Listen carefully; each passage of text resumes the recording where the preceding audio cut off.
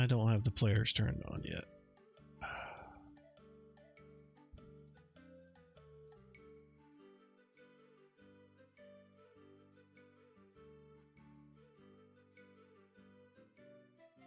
Still setting stuff up, getting some boring stuff knocked out.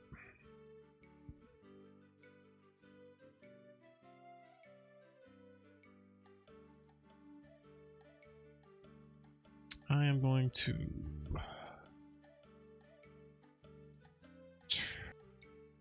to turn on the stream, guys, so just so that you know that they can hear you.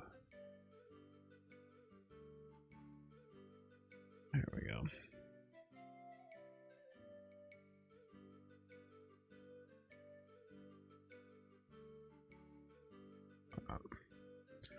So no bill yet.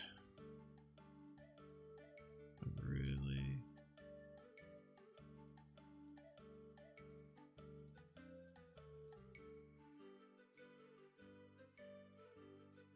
I need to pick up a person.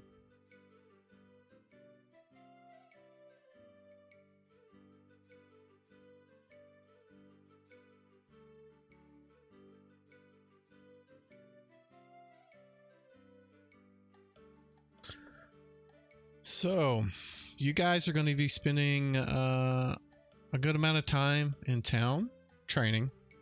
We had Grimlock, Keyjum, the NPC, and Barney, who is not with us today, player. And he leveled. Jareth, did you level? Yeah, I did. Did you do it already? I did not. That's why I asked about it earlier. If you wanted me to level that up, or if we were going to roll. No. You can. Sorry, I misunderstood what you were saying. I was going to let you guys to get the mechanical stuff out of the way like that. So if you want to go ahead and I've already backed up your exported your character.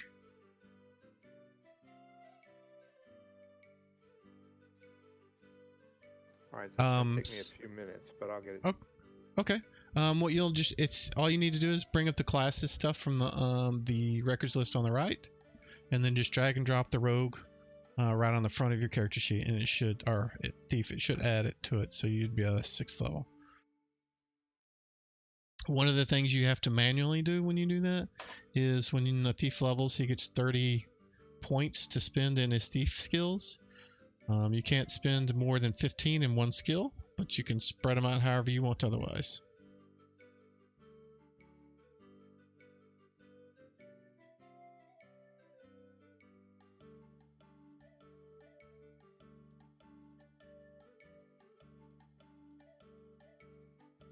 Okay, the classes stuff on the right, you said. Yep, on the right, on the button bar. Sheet or the desktop, the Fantasy Grounds desktop on the far right. Yeah, it's above notes, images, story. Yeah, it should be classes button in there somewhere. If there's not, click on the library button at the very bottom. And then on that page, at the on that window at the right, there's a create PC button, and you can use either one, and classes will show up. Got it, thanks. All I had to do is click a radio button. Okay, cool.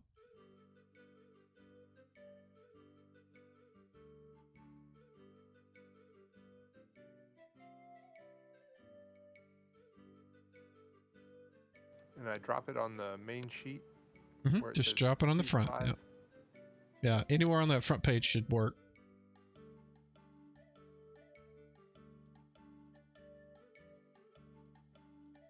There you go. And in the chat text for you, it should tell you what things you got that it automatically added.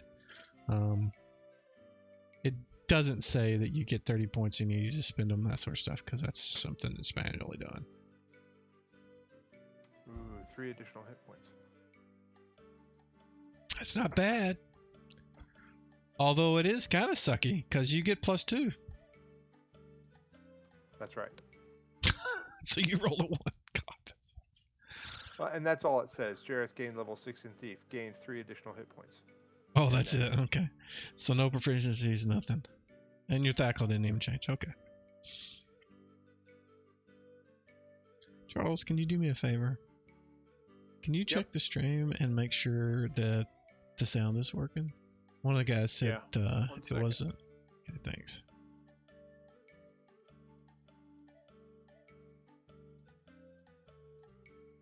Also, so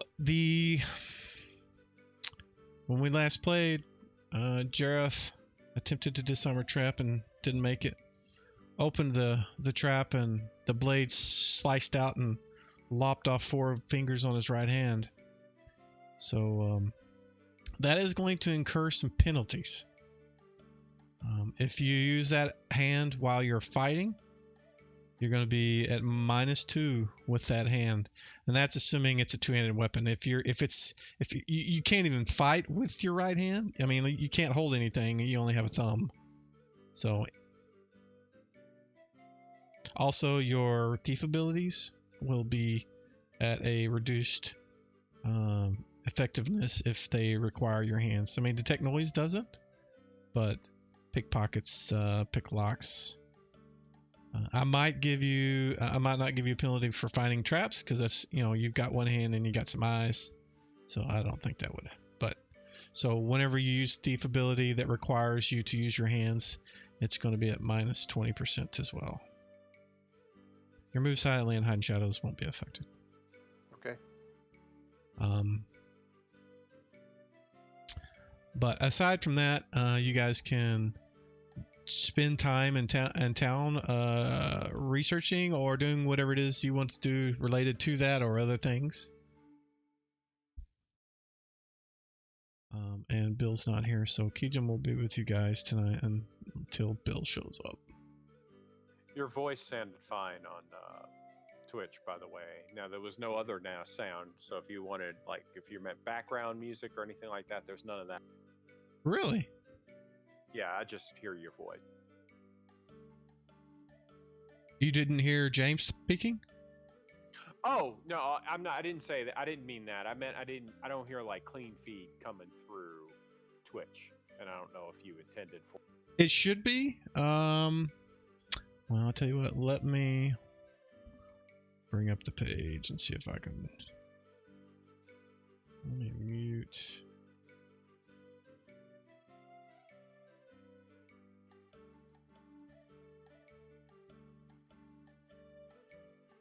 It may just be turned down so low you can't hear it. I think that's what it is.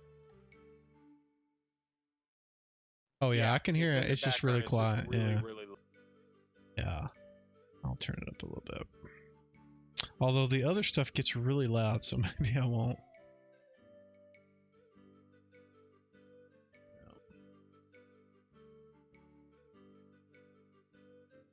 Turn it up just a smidge. Whenever we do the other audio, it's kind of loud. So I don't know. Maybe I'll stick with just these audios tonight.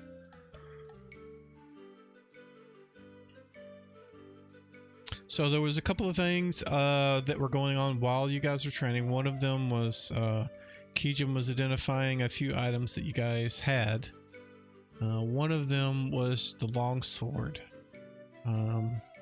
That is a special longsword. It is aligned, which means it requires someone with the same alignment. Unfortunately, like I said, I think Bajarni is the only person that could use it, and he can't because he's a cleric. But I will identify it on your character sheet, Grimlock, so that you can see what it does. Okay. There we go. It is a longsword +3 frostbrand.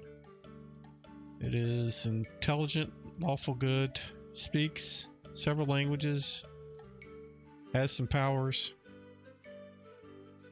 It's pretty nice.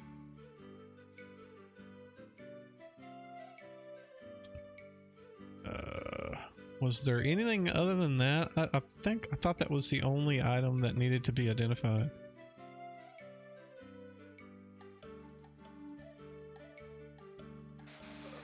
I don't think I have anything that needs to be identified.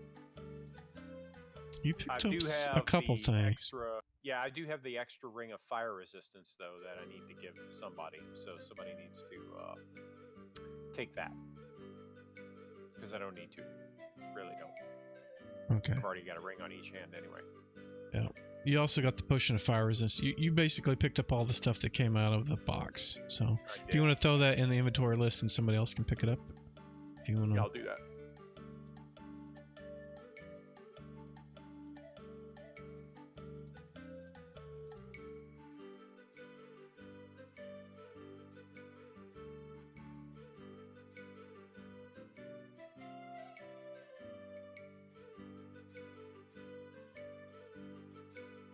I'm looking. I don't. It looks like I got 2 potions of fire resistance. Is that right? I don't know. I'd have to look at your sheet, but if you have 2, then you do. Yeah, I do. So I'll put those in there too because I'm not going to need those since I have the. Might wanna. Let's see.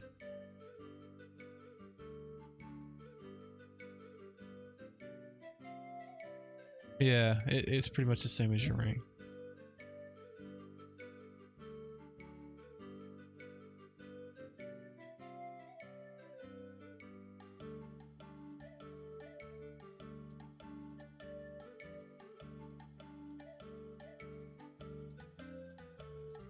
So James, do you think the ring of fire resistance would go better on you or go better on the cleric? Since I already have one. Well, it'd have to be on my left hand. Yeah. Until we get your right hand fixed. I mean, we'll go to the Yeah, I temple know. and see about that. So. Right. But what do you think about the ring? Do you think it should go on you or the cleric? I mean, you were there when we got it, so. I'm going to say it's probably more useful on me than on the cleric. Take it. It's in the party inventory. And I'll take these 2 potions of fire resistance and I'll put them on the cleric.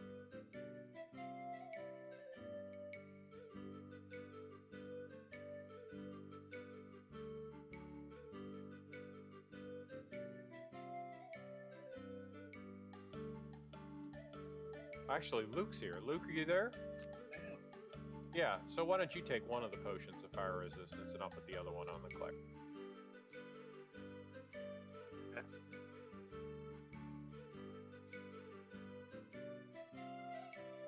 How do I move? There.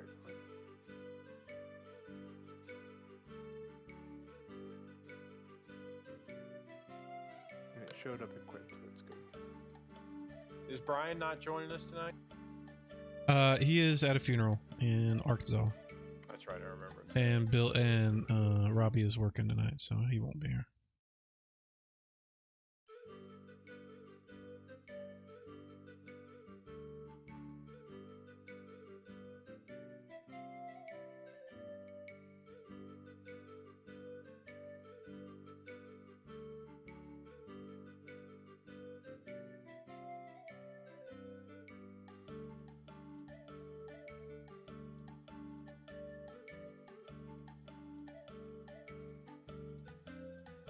So we probably need to go to the temple and see about see if there's anything they can do for your hand.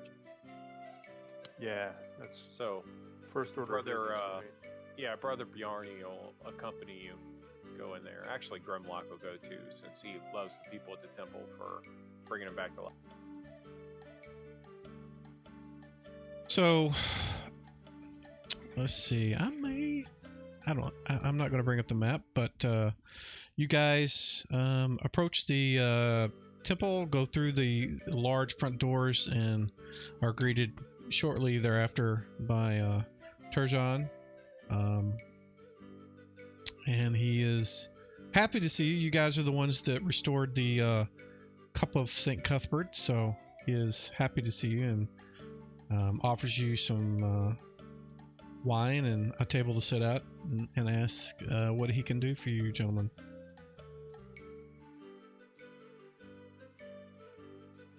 Well, sir, I had a bit of bad fortune in our last outing, and I have injured my hand. And I assume you show him. I do. I unwrap the bandages and show him and I have another piece of cloth with my fingers in it. like, oh my, that.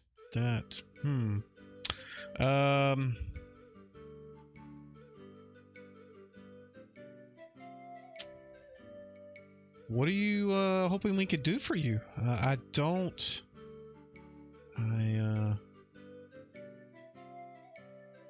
Well, It looks like the. Go ahead, sir. I have heard that that men of faith can restore things. If their deity wills it, can restore parts that have been cut off. I understand that's a strong magic, and it's rare. But I was hoping that either you could do it or could point me to someone who could.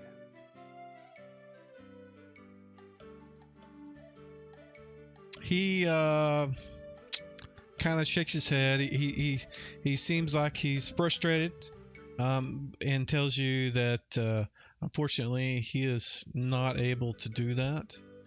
Even with the cup, that's not one of its granted abilities. It can't bring back missing limbs. He said there may be someone within Verbank or in the city of Greyhawk that could do something like that, but it is beyond his ability as a priest. Well, thank you for taking a look. I'll have to see if I can find someone who can do it. He does say, he says, let me get the name, one second. Where is it?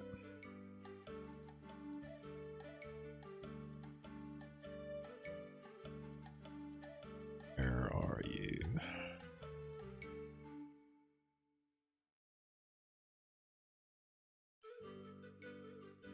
Let me just bring up the map with the pins.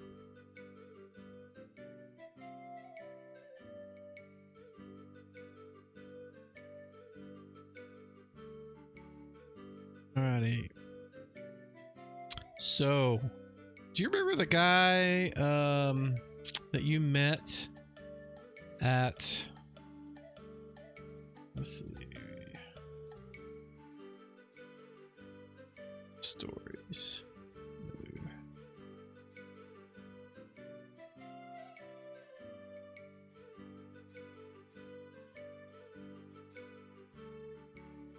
There was a gentleman at in Hamlet that had a metal fist. And what Sir John is suggesting is you might want to speak to him. It's Brother Smith. A metal fist that he can move? He uses it in his when as a smith he uses it. Yes. Maybe you can ask where he got his, and perhaps they can help you with your waves to your hand situation. Thank you. That's a great suggestion.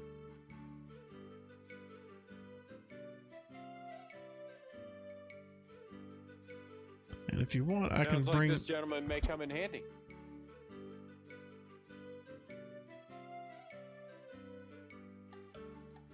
Then again, he may just give us the finger. Or the fist. The pointer on the map is where it's at, where he's at. You guys would remember that because you've been there. I think you've sold some things and bought some things from him. He's familiar with you. So. And what's his name again? Brother Smith is the Smith, but it's with a Y. His name is Smyth. I mean, if that's not cliche, I don't know what is. All right, let's go see Brother Smith. So, Brother Smith, I assume you're going to ask him immediately about how he came about his hand, and he responds by telling you that the gnomes made it for him. He said that let me get the name. name before I misspeak. Come on. Oh, Bill's connected.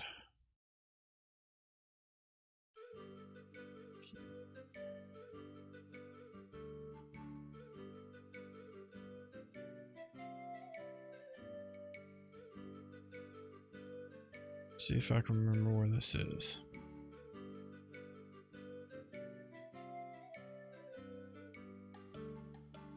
Maloob, the money changer. It's also the person that Longnose had introduced you guys to. So again, that is his uncle, Maloob. So he does kind of owe you guys a favor. But that's who he tells you. That's who Brother Smith says that they took measurements, and it did cost me a good amount of gold, but they were kind enough to let me pay it out, and we also had worked together, so they didn't charge me as much as they normally would. But you should speak to them. They may be able to do something for you. I guess that's where we're headed. Sure is. What was the name that you said? Melub, the money changer. Got it, thanks.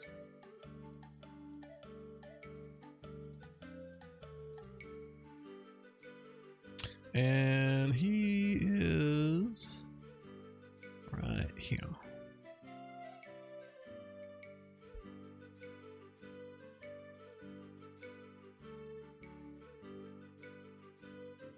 If that helps. But this is the gentleman you guys have been buying your pearls for identifications, and selling some of your gems and jewelry to.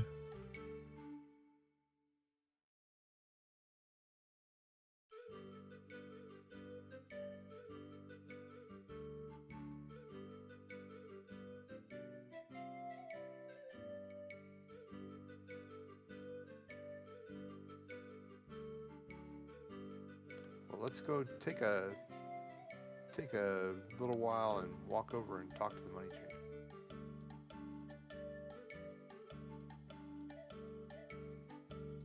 changer. Let me check my Discord. You're kind of quiet. I may have turned you down at some point. Nope. My microphone was pretty far from my face. Okay. Yeah, now you sound better. I actually have you turned up 156% too. All right. I'll just make sure the microphone's closer. I've turned up the volume too. So. All right. So I kind of lost track where we were at. You guys were going to see the money changer. Okay. The building itself is pretty sturdy. All the windows are barred, and he's got a guard out front. But he waves you in. He recognizes you and your party, and Melub is behind the counter. He's got one of those eye pieces that he uses to examine jewelry and gems when you guys bring him in. He's looking at some various things, and he stops what he's doing and welcomes you and asks what he can do for you today. And as he does notice that your hand is wrapped. Looks a little different, but he doesn't mention anything.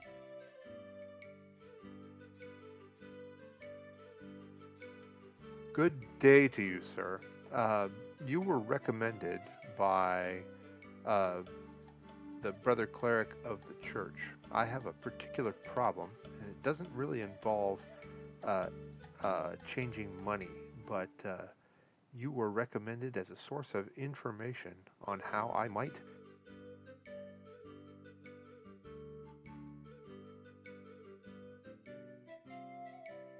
It stopped after might.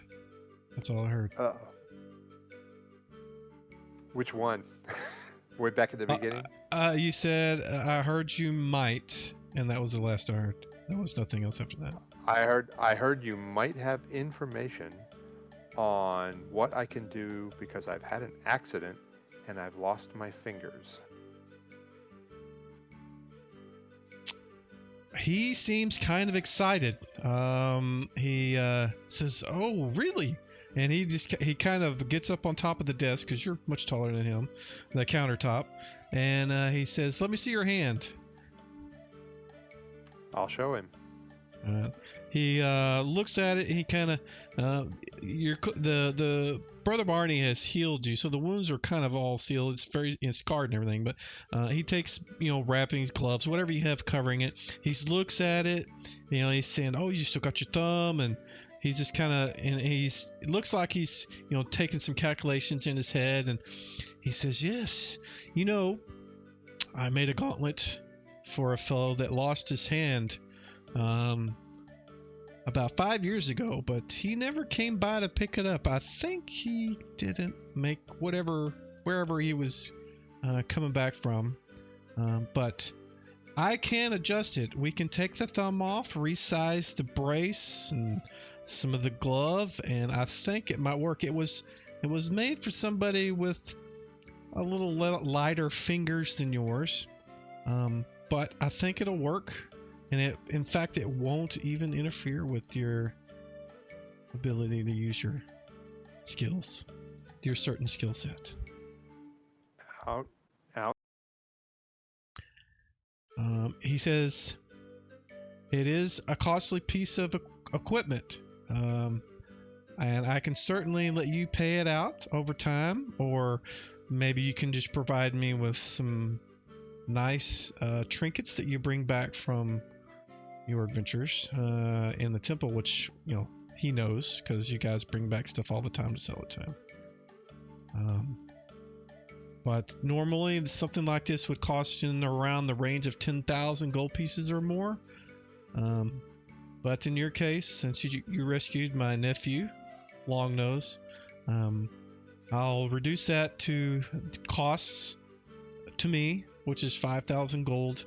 Which, if you don't have the coin to pay for it now, we can certainly allow you to pay it out as you can. So Bjarni will step up, and because he's got a bunch of gemstones on him, I just don't know what the value of them are. Okay, wait, I can look at the value. Let me see if he's got enough to pay in gems, because he's got quite a few. Okay. And if he doesn't, I know our other rogue does as well. Yeah, Garten mentioned that last game.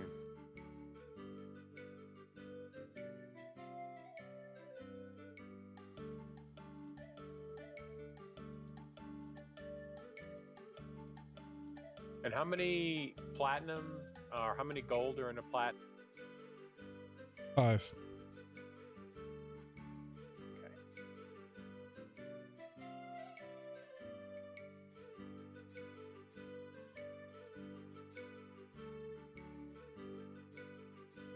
Oh, Brian had a necklace.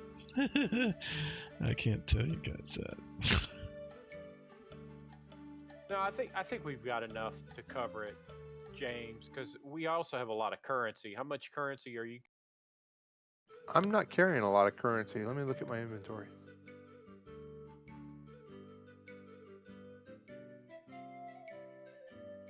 Yeah, I've just got 47 platinum, 91 gold, and some occasional silver and copper. Okay.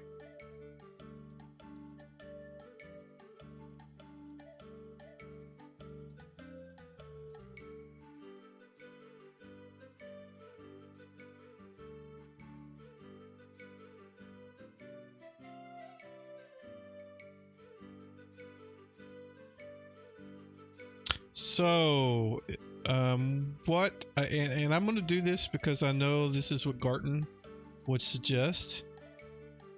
He has a piece of jewelry that alone will pay for this. It's a gold chain with a diamond. It's one of the pieces of jewelry that he got out of the temple. That's Brian's character? It's Garden? Yeah. I mean, he said multiple times. Yeah, he that's would, why I'm saying, yeah.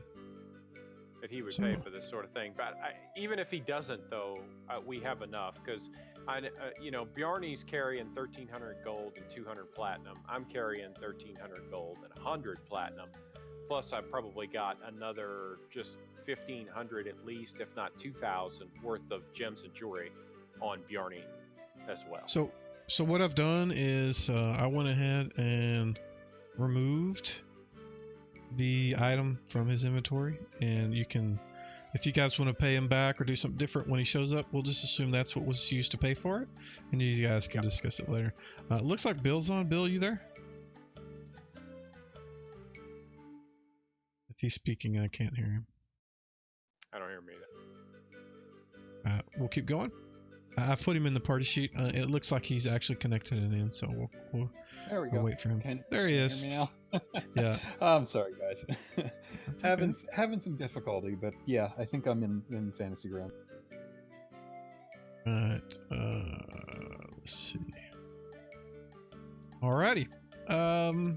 So he tells you it'll take about a week for him to make the adjustments. You guys are already spending 2 weeks there, so it'll be in the time frame that you guys are spending doing your training when you're not sleeping and eating. So it'll be ready before you have to leave. When you guys go to pick it up, the fingers seem a little thinner than your normal fingers, but once he puts it on your hand and snaps the bracelet, when the bracelet snaps on, it seems to be like almost like your real, I mean, to you it feels like your real hand.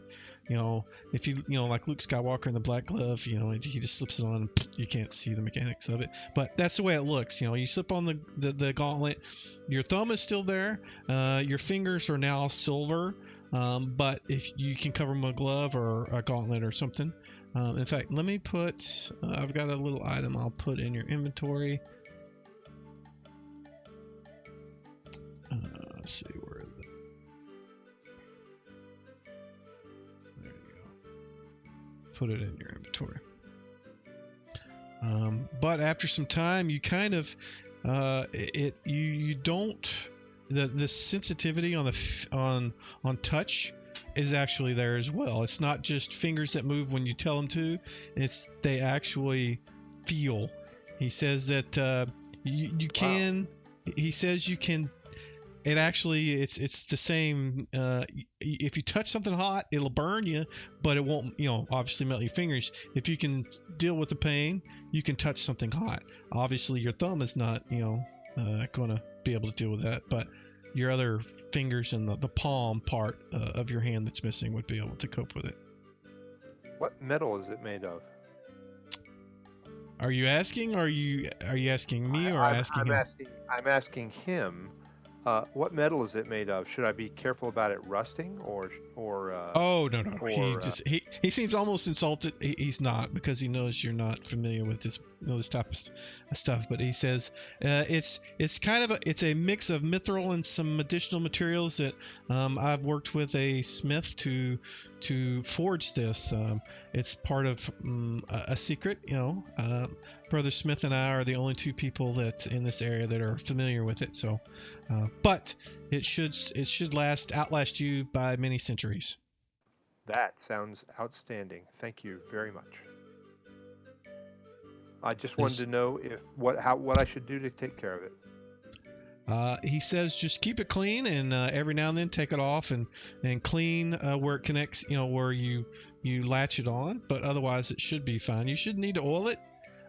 In fact, when you use it, I mean, you look at the metal, it almost seems like the metal is fluid. I mean, it's like it's not even metal. It's just like it looks like your hand piece parts that are made, you know, with a covering of metal. It's almost that there's no like cracks in it. It's not like, you know, like in, you know, modern day when you see a robot or something, it'd be all these kind of metal pieces all pushed together. It's not like that. It's like a solid piece of before he put it on, it looked like just a solid, you know, piece of metal that, you know, just the fingers were there and the palm was there and it just was a solid piece. But as soon as when he latched it on, the fingers became movable and they weren't, but they didn't have like joints or anything that you could see, mechanical joints like you do in, you know, cart parts and stuff like that.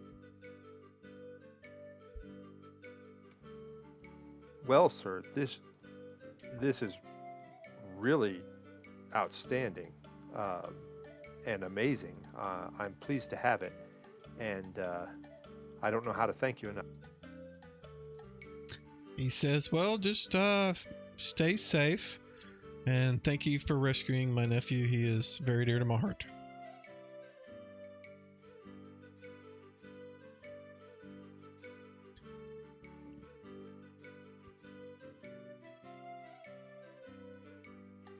So what did you guys want to do after that? I want to. Is there? I'm assuming there's a mage tower, right? Haven't we been there in this town? There is Bernie and Rufus are in a tower, but that's not the person that's been training. That's not come from Vermont to train Kijum and or Baez. That was a different individual that came directly from Vermont to help you guys. So I'm not entirely sure what you're looking for. Well, let's go. I want to go talk to him. The trainer? I want to go talk to the highest level magic user we know of. I want to go talk. Okay. Well, the person that has been training Kijum and Baez is definitely more accessible. Byrne and Rufus are kind of snobs.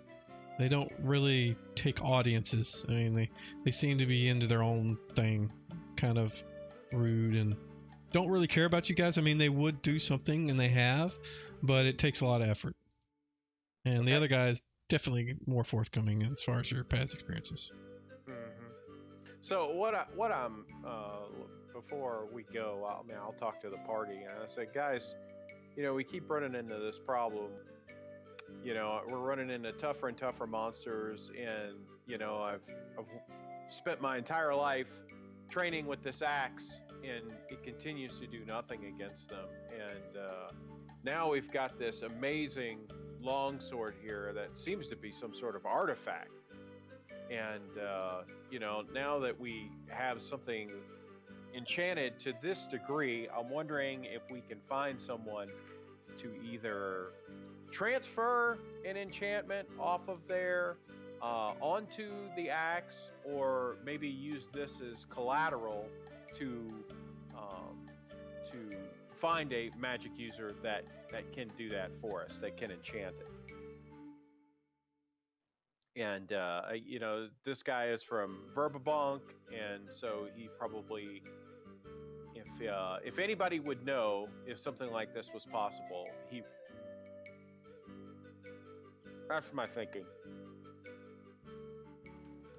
And now, what does the party think?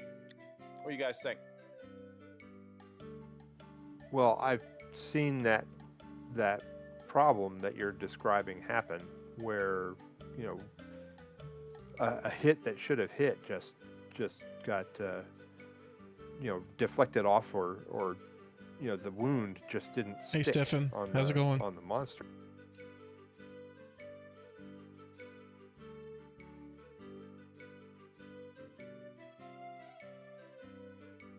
Do you think these magic users might be able to help us?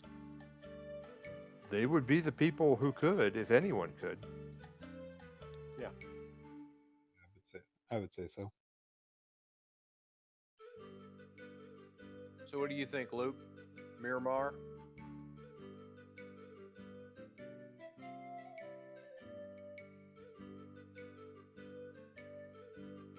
Okay, I'm assuming he has no issue. So. Oh, I'm sorry. I see his chat. He said I have to step away for a few. Okay. This is right. So we'll head over. We're just going to talk right now anyway. Okay. So the trainer that has been helping Baez and Kijum is Marath Maltathir. And I will put the name in the chat in case anybody wants to write it down. But that's his name. Whew. And he has an assistant that greets you guys and brings you in, and he is making do with the accommodations that he has provided by the town. He doesn't have his normal library and laboratory and all the other things that go along with being a higher level wizard, but he does make time to speak with you guys. I mean, that's part of his job. That's the reason he was sent here, is to help you guys to do what you can at the temple. So he welcomes you in and asks, what can he do for you today? Okay, well, I'll go and shake his hand, bow to him, and explain to him that, we've been defending the interests of good in the Temple of Elemental. It's a very dangerous place, and we've encountered all kinds of evil there. And I've spent my whole life in the military and, in the service of good people, training for this moment. And I've been doing so with this axe, and I'll take the axe off my back and I'll show him. And I've never ran into a problem this axe couldn't fix until I went in the Temple of Elemental Evil. And then I will describe some of the things we've ran into. I'll describe the water elemental that was in the font, the water weird. I'll describe the salamanders we ran into. I'll describe some of the undead monsters that we've ran into. I'll talk about the earth elementals that were in there. I'll talk about all these different shrines that we've found to each elemental and how they actually have a portal open to that, and how we don't expect, or we fully expect, that we will have to fight more of these beings when we go back. And what we're finding is that I can't use this axe. I've spent all my life training to use this axe, and then I'll take out this warhammer that I have, which is a +2 warhammer, and I'll say, instead I'm having to fight with this smithy hammer. And it's costing us dearly. It's costing us in blood. And I've heard that these magic items I have were created by magic users like you, high-level magic users like you. And we've got multiple weapons that are enchanted, but they're not my axe. And so what I'm hoping is that either you or some of the masters in Verbabunk that you learned from have the power to enchant my axe or an axe like it, so that I can use it against these monsters. And we have, and then I'll bring out this longsword we just got. Let me show you this, and I'll get our mage over that I identified it, and I'll get him to come over and describe it, and tell him all the intricacies about the sword. I said, this is an amazing weapon. This is a weapon that would be very effective against the forces of evil that we've seen arrayed against us in the temple. And if there's any way we could transfer enchantments off of this weapon, even if they lost some of their strength, and put it on a weapon that I've been training with, it would do us a lot of good in there. And we have gold and platinum and jewelry that we could use to pay.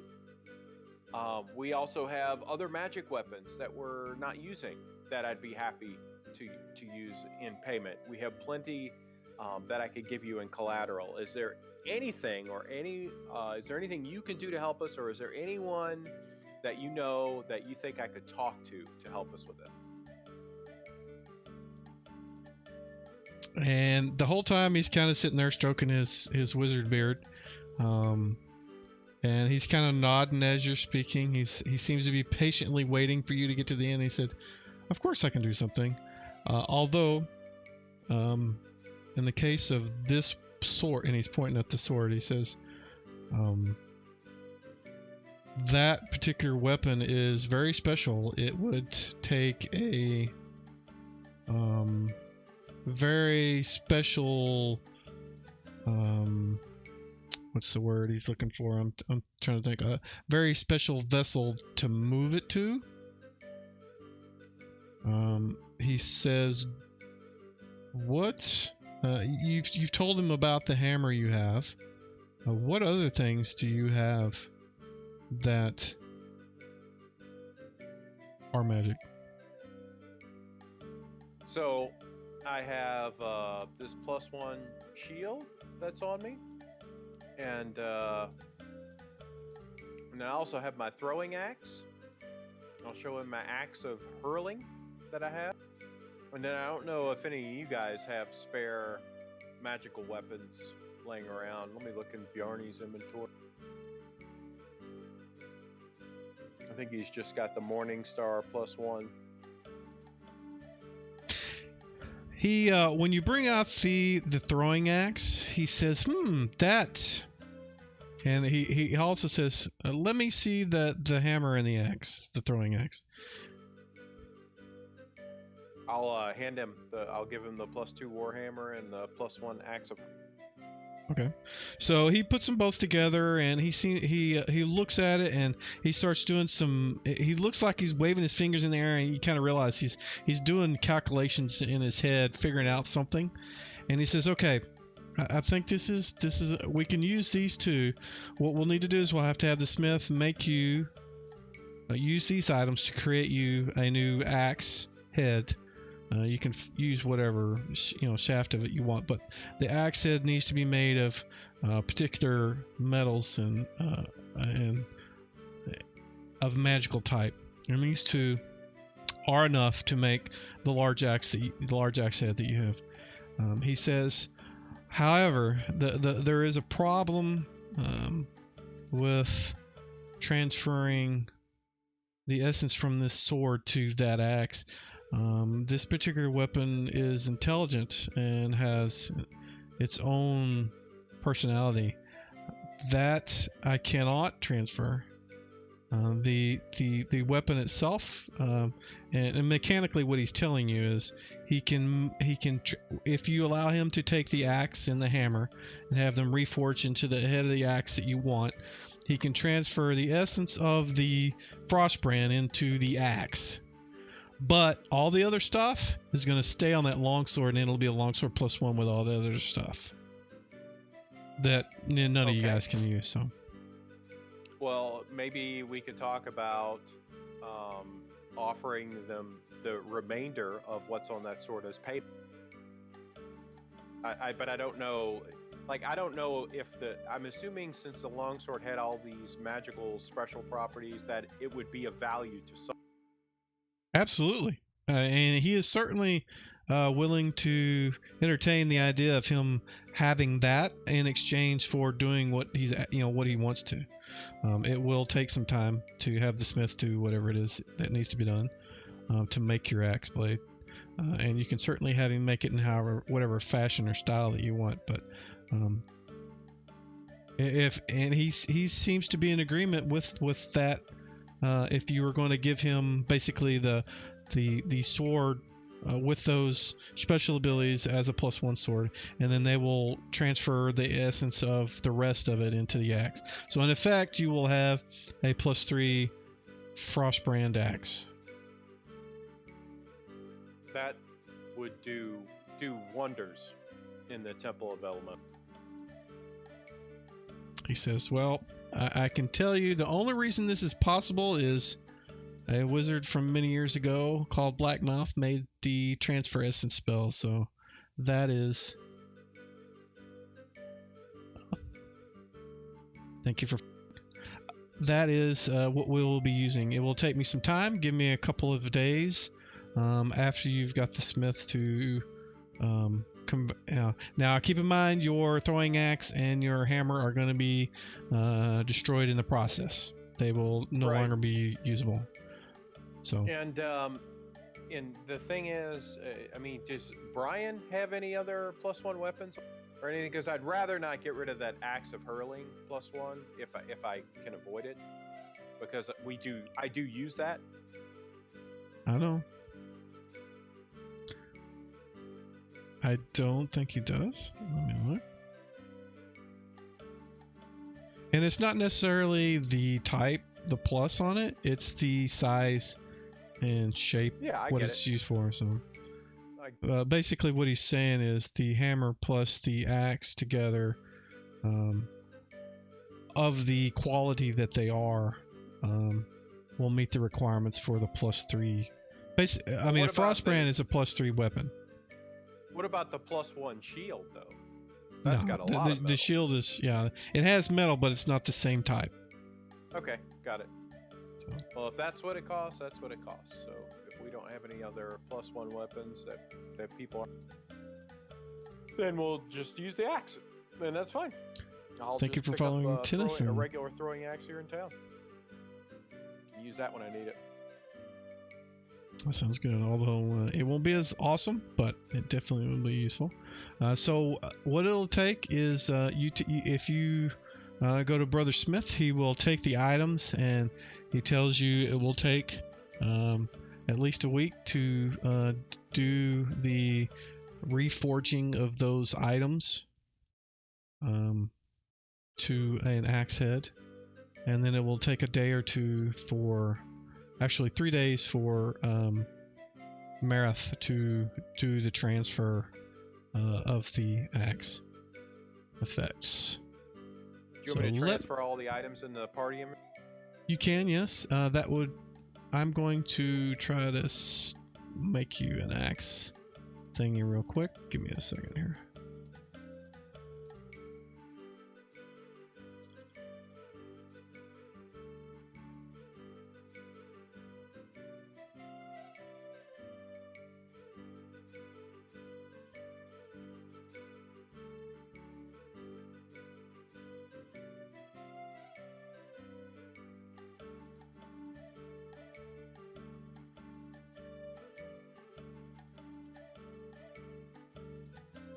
Do you want me to keep my current two-handed axe in my inventory? Is that what you're modifying? Or No, I will make a new item and give it to you.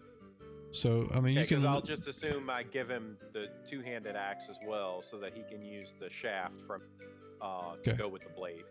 Okay. Give me a sec here. This is going to take me a little bit.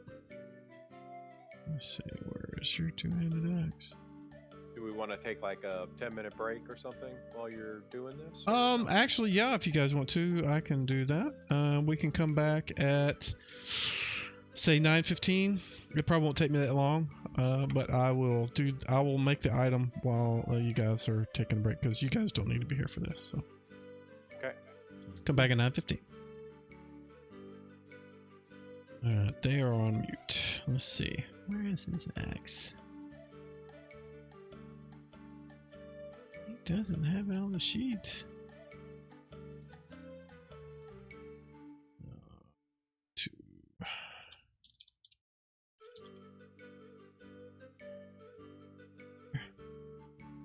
That works. So you guys can't see this, so I'll do this. So you can. I'm going to put it on the map. What I'm doing is I'm just going to drag and drop this to the Frostbrand. Right now it's actually, if you look back here, it was the sword. I just renamed it. In fact, that's what I'm doing here.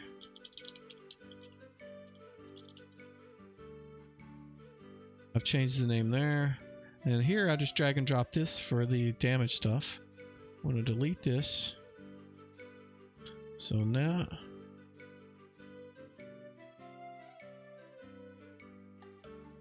I'm talking to the people on Twitch, not you. So I'm just showing them how it looks, so I mean, if somebody wants to know how to do this on their own games, they can. I thought you guys were gone. I will mute so it's not distracting. And I'll put it on your inventory when I'm done. Alright, sorry, I thought I'd muted them anyways. Alright, so here. Frost brand plus. Alright, let's look. I think everything looks fine. I don't think that looks right though. What is the normal two-handed axe? Did I just do a sword? I did, didn't I? Mother fluffer. Axe.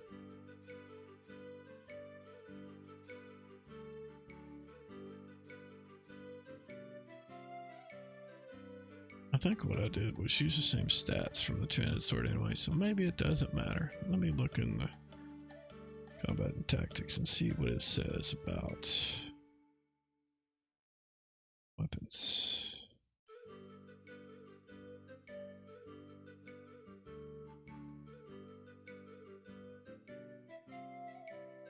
Where is the two-handed axe? Let's get. How hard is it to find an axe? Weapons.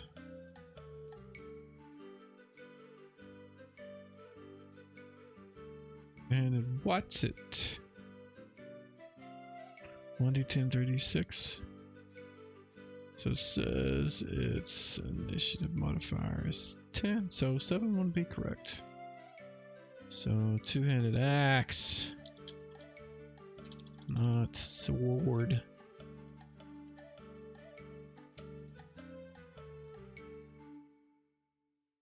And this is what we have. Looks all good.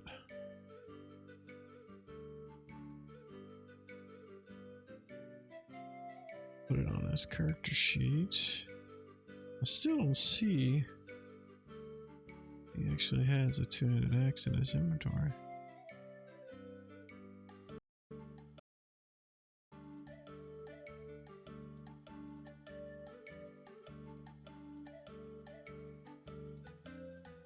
Right. There we go. Two-handed axe, Frostbrand. He is probably want to get rid of his. He has a ring of fire resistance, which basically is what a Frostbrand does as well. If I'm not mistaken.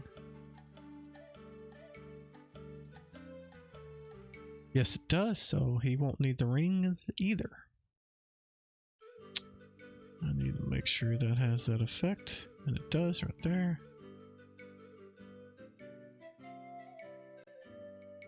Fire free action. All we need to do is equip it. And now he has the effect. Alright. I'm going to mute and grab some. Who wrote the author mod? That would be me, Tennyson. I wrote it because I didn't want to have to manually edit XML stuff. And I really wish I had a better place to put chat so I could see it. I've got so much stuff going. I need like a third screen.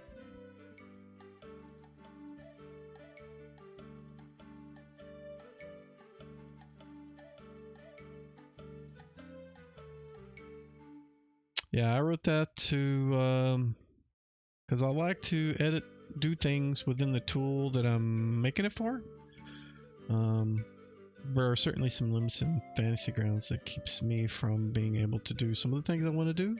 I would love inline images directly in stories. That would be awesome. But maybe with Fantasy Grounds Unity down the road, they'll add that and we'll be able to do it.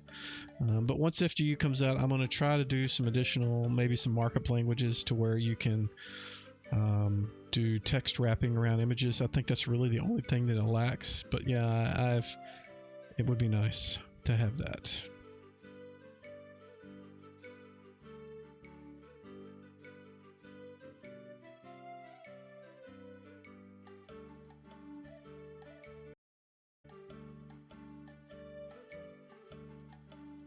I'm going to take a 5-minute bio break. I will be right back and we will get back to the game.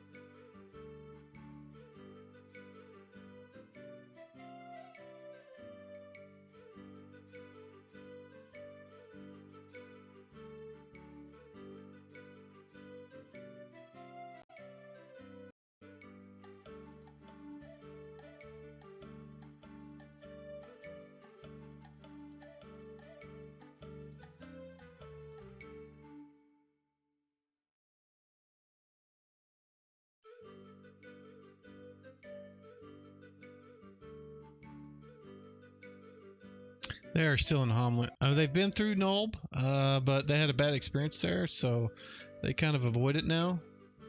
They just kind of cut through the wilderness and go to the temple. But right now they're in Hamlet training.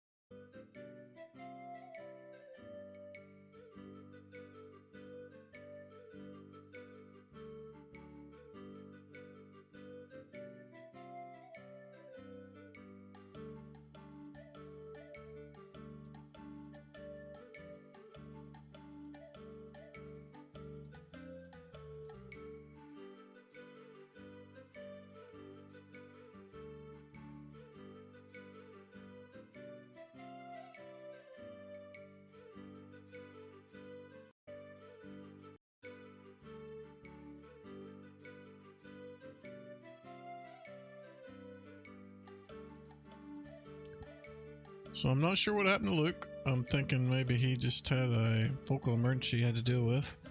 Hopefully nothing serious. But everybody else is back. So, let me look in the... What is it? There we go. We're looking in the inventory.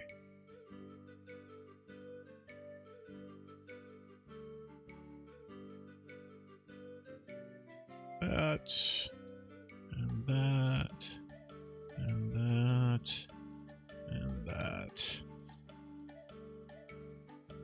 I put the item in Grimlock's inventory.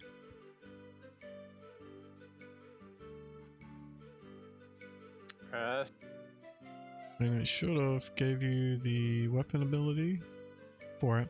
One thing you'll notice is that it gives you the effect of fire resistance like your ring, so your ring is really not necessary. Okay, well I'll just probably give it to Luke's character. So the initiative on that, do we need to modify that? Because I think it needs to get because the initiative before I had was 6, and I think that was because it was -3 because of specialized two-handed weapon style, and now specialized two-handed weapon style, I've also got the high mastery on the two-handed axe, which is another -3, I think. Certainly, you can, and in fact, what we can do is add in well, we can just manually, you can adjust that. If you click the gear, yep, the weapon speed section, you can change that, reduce it by 3, because that's, so, I think it's 10 normally, and so you have, unless I'm missing something. It's 10 normally. You're 3 because it's +3, and then you have 3 more because you are high mastery. So that would be, do the math. It's 4, I think, right? God, I'm terrible at math. Well, do I get like 2 -3s because of the two-handed specialization, and then the high mastery on the axe? Because that's the whole reason I took the specialized two-handed weapon style. That's all that does is give speed. Right, that's what I'm saying. The because it's normally a normal two-handed axe would be speed factor of 10, straight up. Okay. And because it's +3, it reduces it from 10 to 7. And then because you're high mastery, you reduce it 3 more, which gives you 4, right? Yeah, I changed it to 4. Okay. Right. I was under the impression you were saying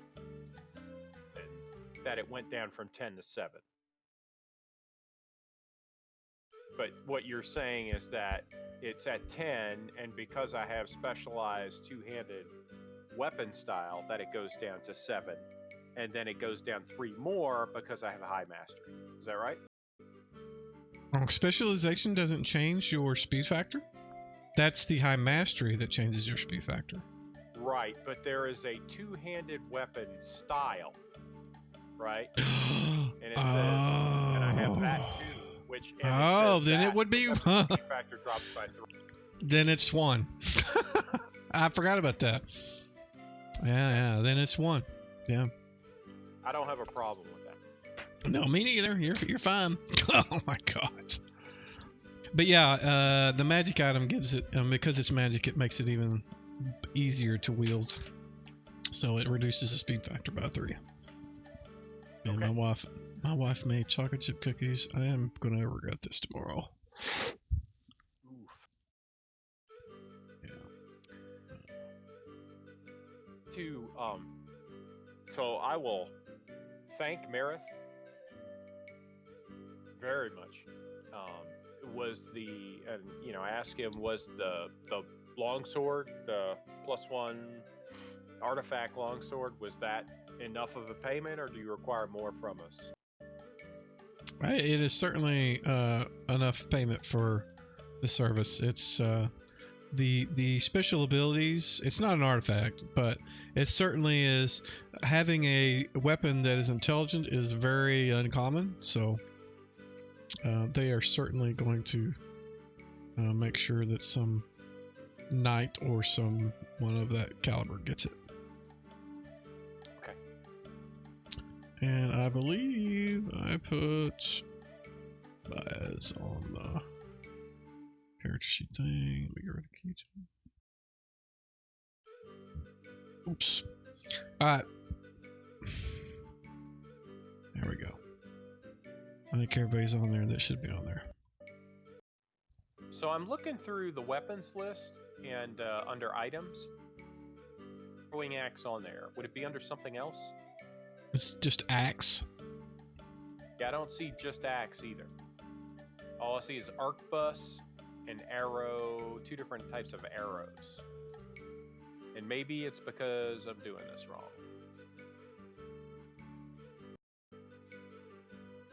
Hand axe, actually. Let me try hand axe, see if that works. Yep, it's on there. Yep, okay, Yep. Got it. So I'm going to go ahead and pick up a couple of those from the store. Can I assume I can find those fairly? Yes, they are very common.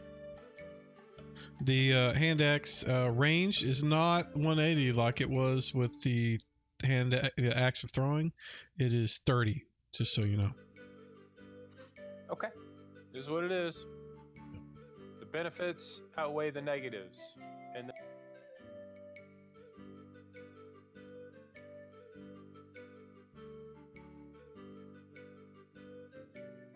Alright, so you guys have spent 2 weeks in town. You have anything else you want to do? Baez, you basically have 2 weeks to burn. You're not leveling up or anything, as far as I know. No, I don't think I have enough experience points. I think I'm still a little bit behind. Yep. I will let Naz go off and do what he needs to do, have his free time. Yeah, I was just looking at some of the magic stuff, so I suppose I will be in study. What in second edition? What level do wizards actually begin being capable of spell research and all that kind of stuff? It should say on the class. So if you look at the class and look at the features of that class, it should say under advanced. I'm sure it's not 4th level, so Create magic items at 9th. 9th. Okay. You can create simple scrolls, potions, and weapons at that point. Right, but what about spells? You can research spells at any point. Is that what you're wanting to do? Yes. It takes just getting prepared to do that. Yeah, it just takes access to a library and the components to use for that research. Spell research.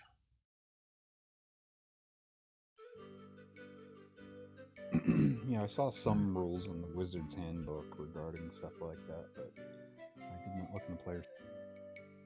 The minimum amount of time required to research spell is 2 weeks per level. At the end of this time, a check is made. For wizards, this is your learn spell chance. For you being a specialist, if it was within your specialty, it would be plus 15. If it wasn't, it'd be minus 15, I think. Mm-hmm. If you succeed, you figure it out. If you don't, you don't. Okay. The cost is if the character has access to a library, you don't really. It would be 100 to 1,000 gold pieces per spell level. In this case, I would probably charge you the maximum amount because there's really not a library that I can use. Yeah. Yeah, so you would be scraping by with what you could find, in Hamlet and borrowing from your trainer and maybe even burn. So it would be the maximum of 1,000 per level. So if you're trying to do a 3rd level spell, it would be 3,000. Okay. Let's see.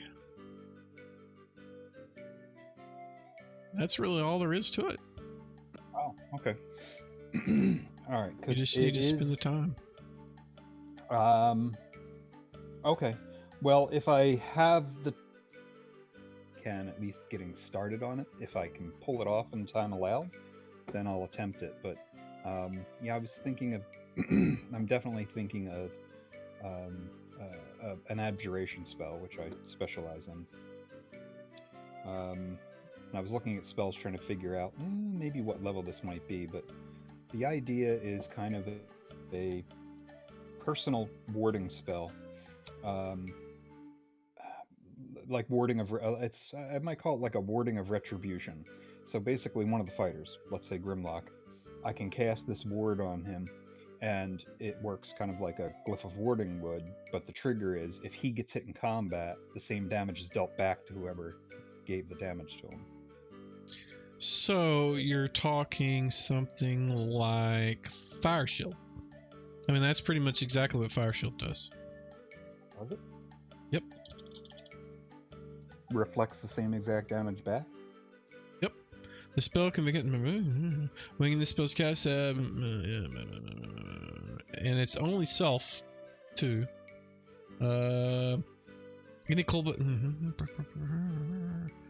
Any creature striking the spellcaster with his body or a handheld weapon inflicts normal damage upon the wizard, but the attacker suffers the same amount of damage. That is a 4th level spell. Yeah, and you're wanting to be able to cast it on somebody else, so that would even make it higher level, just right off the bat. Alright. What about a simple ward that would raise their armor class? What do you have to do something like that? There are... Like a deflection bonus or something? Right. There is something like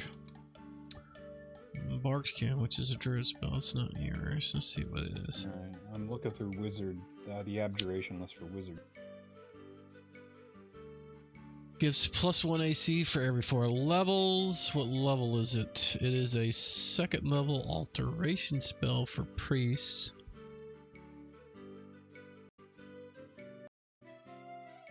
Is there anything? I'm not discounting this. You can certainly we can certainly look into this. Is there a spell that is within the scope that you can cast that you want to try to get? I mean, you do have access to a trainer that could possibly sell a spell that you're looking for, if there's something that already exists. All right. What books are you allowing for spells? Because right now I think I'm looking at a list that came right out of the core books. Anything in the player's handbook. I'm not saying they're available, but they would be within something I would roll to see if you had. Okay. Because the only abjurations I see, let's see, protection from evil. There's this thing called Chaos Shield. What the hell? Yeah, that's probably not player's handbook. No, it has an asterisk next to it, so it must not be. I'm guessing it's the Tome of Magic. It has something to do with wild magic. Never. So protection from cantrips is 2nd level. Protection from paralysis is 2nd level. It does exactly what I want at a lower level. So 1st level, there's alarm, cantrip, and protection from evil. 2nd level, there is protection from cantrips. Those are the only straight abjuration spells. Now that you don't have to get just abjuration spells. I mean, if there's something within those that aren't excluded by your specialty, you know, the options are there as well. Okay, I don't want to hold things up. I'll no, you're fine. We're okay. You haven't had the chance to do this in a while. You guys are going to be deep within the temple probably by the end of this. So if you want to try to find a spell that you think will help, you certainly can. But if you want to do something like armor for somebody else, the restrictions on armor, the spell itself is it's let's see, it says one creature. It doesn't say you only. So you can cast it on other people and give them a base AC of 6. But in your case, you just want to give it a bonus like +1 or like a plus based on your level.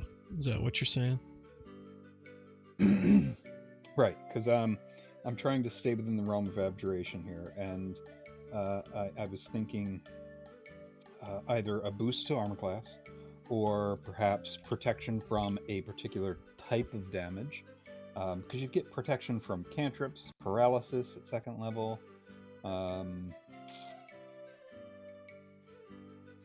So, you know, I can't really do protection from piercing because that's the same as protection from normal missiles, which is 3rd level. So, looking at abjuration in general, it's a protection from generally spells other than normal missiles. It's protection from some kind of magical ability. Right. Looking at armor, the spell itself, it's a conjuration spell. So, if you wanted to give them like a resistance to some kind of magic, maybe? That's not a bad idea. That might be something helpful. Or resistance to charm, or something like that. Or does it have to be magic? I mean, charm is magic. I mean, they have to cast it, so I would say it's within. Again, I'm making this as a on the spur of the moment sort of decision based on what I'm seeing on the list of. I'm looking at all arcane abjuration spells, and to be honest, there ain't that many. There's like 20 total. It's a small school, yeah. It is a tiny school, but most of them seem to be some sort of resistance to like alarm, anti-magic cell, avoidance, banishment, cantrip, dismissal, dispel magic, fire trap, glow of invulnerability. Any of the protection stuff seems to all be based around magic. I mean, prismatic sphere is another protection thing, but it's magic. protection from evil, that sort of thing. Yeah, you don't get the really cool stuff until high level. Stuff like repulsion and banishment and things like that. Alright, Now, if you wanted to say, what school are you restricted from? I believe I am restricted from... shit, I don't remember. Look it up in the player's handbook. It's images from the player's handbook. Specialist, there it is. You are a abjurer. Your opposite is alteration. So you can't cast from alteration, right? That sound right? I think so. So anything that's null and alteration. What kind of first, second, third level spells do you think would be useful right now? I mean, do you have magic? You got magic missile, right?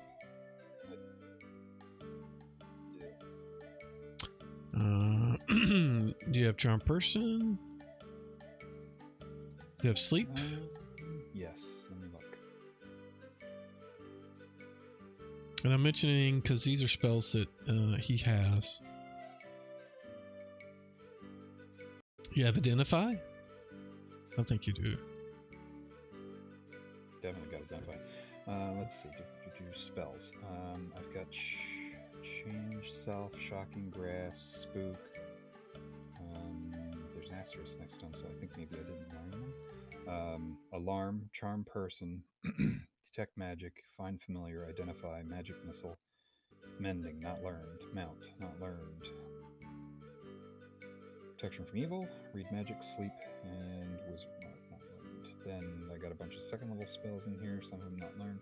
Let's see, flaming sphere, summon swarm, darkness, bind, misdirection, mirror image, magic mouth. That's it. So there are a lot of second level spells. Stinking cloud. Do you have web? What school is that? They're evocation. Stinking cloud and web are both evocation.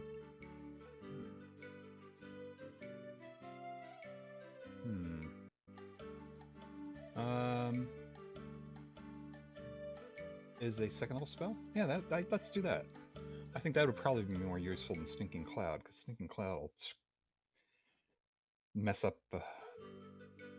my guys as well. Yeah, let's just go with web. I'll see if I can learn that and pay them for it. Okay, so the cost for the spell will be 600 gold. And he will provide you with the scroll to scribe it to your book for that price. I actually know he will put it in your book because the scroll would cost more. So he will scribe it into your book, and then it's up to you whether you can learn it or not. Okay. Good luck, and then I'll have to make a roll to see if I learned. Okay. And that's not the only one. He has several other ones. If you wanted to get Spectral Hand or Mirror Image, both of those he has available as well. Do you have Mirror Image? I think I do. It is an illusion. Spectral Hand is a necromantic. Levitate you can't use. And you can't use Knock either. I do have Mirror Image in here, but it has an asterisk in front of it, and I'm not sure what that... Yeah, I wouldn't know. You'd have to tell me. I don't remember putting them on there. So go ahead, and if you want to... What? I might have... I'm sorry, I didn't mean to cut you off there. That's okay. No, I was waiting for you to finish. Go ahead. Because I marked some of them I know I did not learn, so I marked them as not... I'm wondering if you told me, yeah, this stuff is in the book or it's in the scroll, but I didn't have read magic yet. I remember that. It's like you gave it to me so I could get it on the sheet, but I didn't know that stuff. I didn't know what spells they were because I didn't have read magic to figure it out yet. Because you hadn't sat down and read them. Okay. Yeah, Correct, yeah. If that's the case, you can remove that because you guys have rested many, many, many days and multiple weeks since then. Okay. So in that case, yes, I do have mirror image in my. Okay. So on the web front, you can go ahead and roll remove the gold, and then roll your learn spell.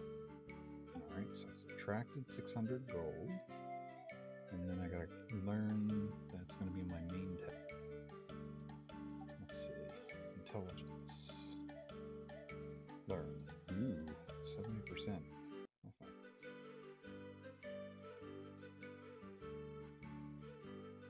So how do I do this? Do I double click it? Do I drag it? Or do I just have to roll just give you two 10-sided You dice? need to roll a percentile. Yeah. Right click on the 10-sided and get the percentile one. When you right click on the 10-sided dice, it'll bring up a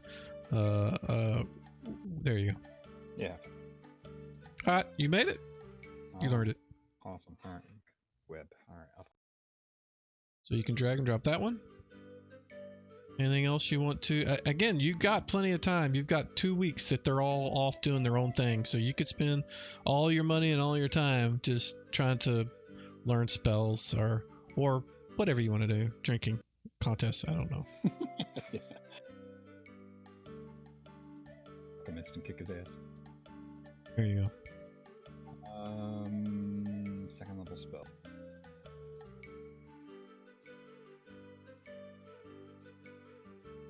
And if you wanted, you could try to buy some third level scrolls. They would cost a bit more than him putting them in your book. That would be 1,800 gold for a scroll of a third level spell. So like if you wanted a scroll with Dispel Magic on it, it would be 1,800 gold. But if you wanted to have that in case you wanted to, well, you would need to train anyways. But if you thought you might need it, or if you wanted fly or haste or fireball or lightning bolt or whatever, those very common spells that I just named off, those are the ones that he can make scrolls for.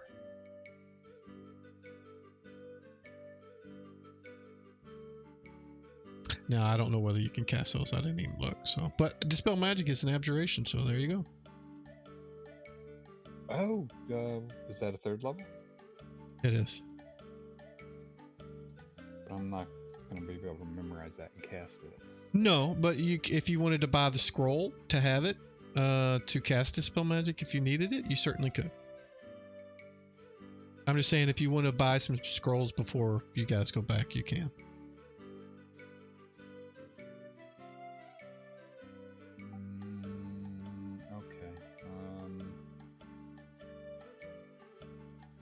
Like if you think maybe fly would be useful.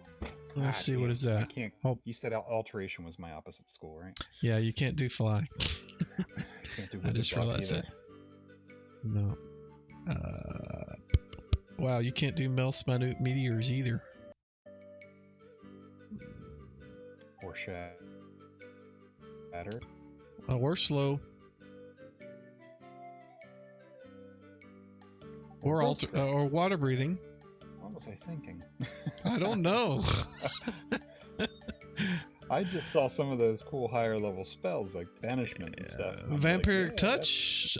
Stefan in the Twitch suggested Vampiric Touch, which is definitely not an alteration. You can drain somebody to give yourself hit points. That's cool, but I have to get in close and touch him. Yeah, you have to make a melee attack roll. And it's a point for every 2 levels of the caster. In this case, it would be 66 if you read the scroll off and then touched them. And it looks like it stays until you touch somebody, so you'd have to go around and try to touch somebody.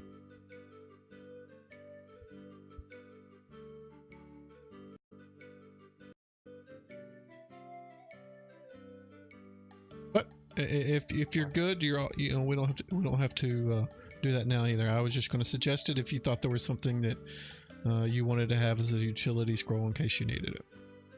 Right. Yeah, I just wanted to see if there was something else that I trying to think of situations where dispel magic is something that there are situations where I wish I had the dispel magic. So that is one of the spells that Barney has. He has it twice, in fact. Just so you know. Dispel magic.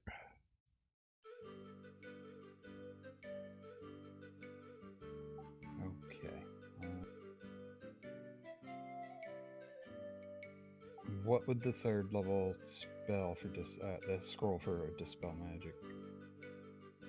Cost 1,800 gold. I might not have that one.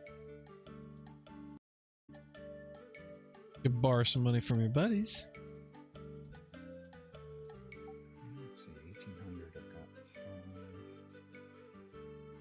got 50. Do you have? Let's see. I don't know if you can do this spell. You cannot. Never mind. I'm not wanting to mention it. Yeah, I'll wait on that third level one then.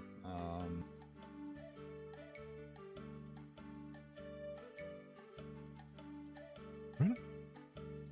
Yeah. Sounds good. Yeah, I'm just gonna wait on that. Does he have anything? This teacher guy that I got the other one off of.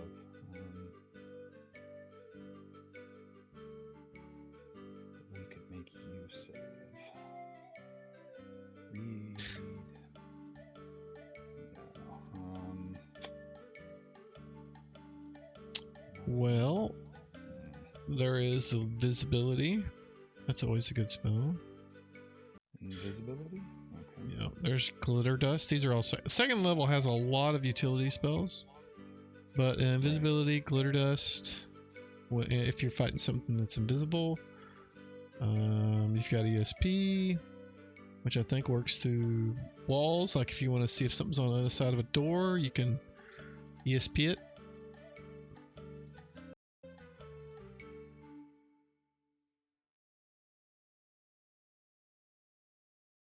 And I was going to suggest levitate, but that's an alteration. All the cool spells are alteration. Or evocation.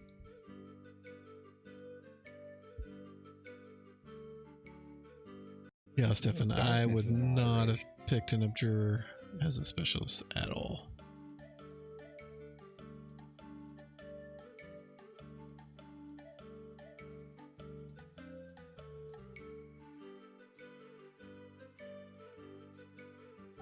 Wait a minute.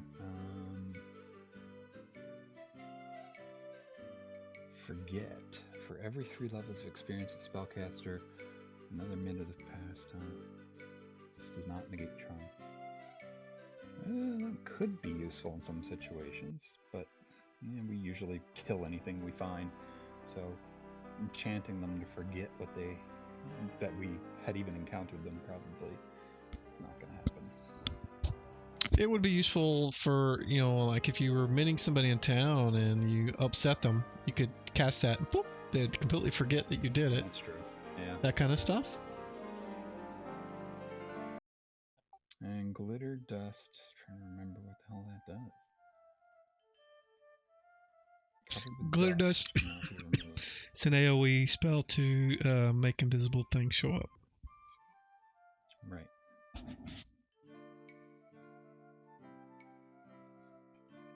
Okay. There is Ray of Enfeeblement also. That is second level. It reduces strength by 5. Lose all strength bonus. Yeah, so you reduce their strength by 5. Now large things are reduced by. Their attack is reduced by 2. It doesn't change the strength. It just reduces their attack by 2 if they're large.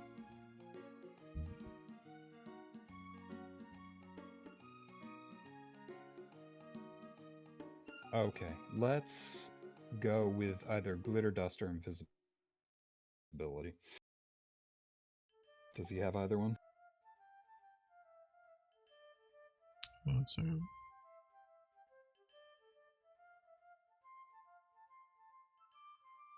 He has glitter dust. Sweet. All right. So cost on the second level spell was 6. Second level spell is 600 gold. Yes. Okay.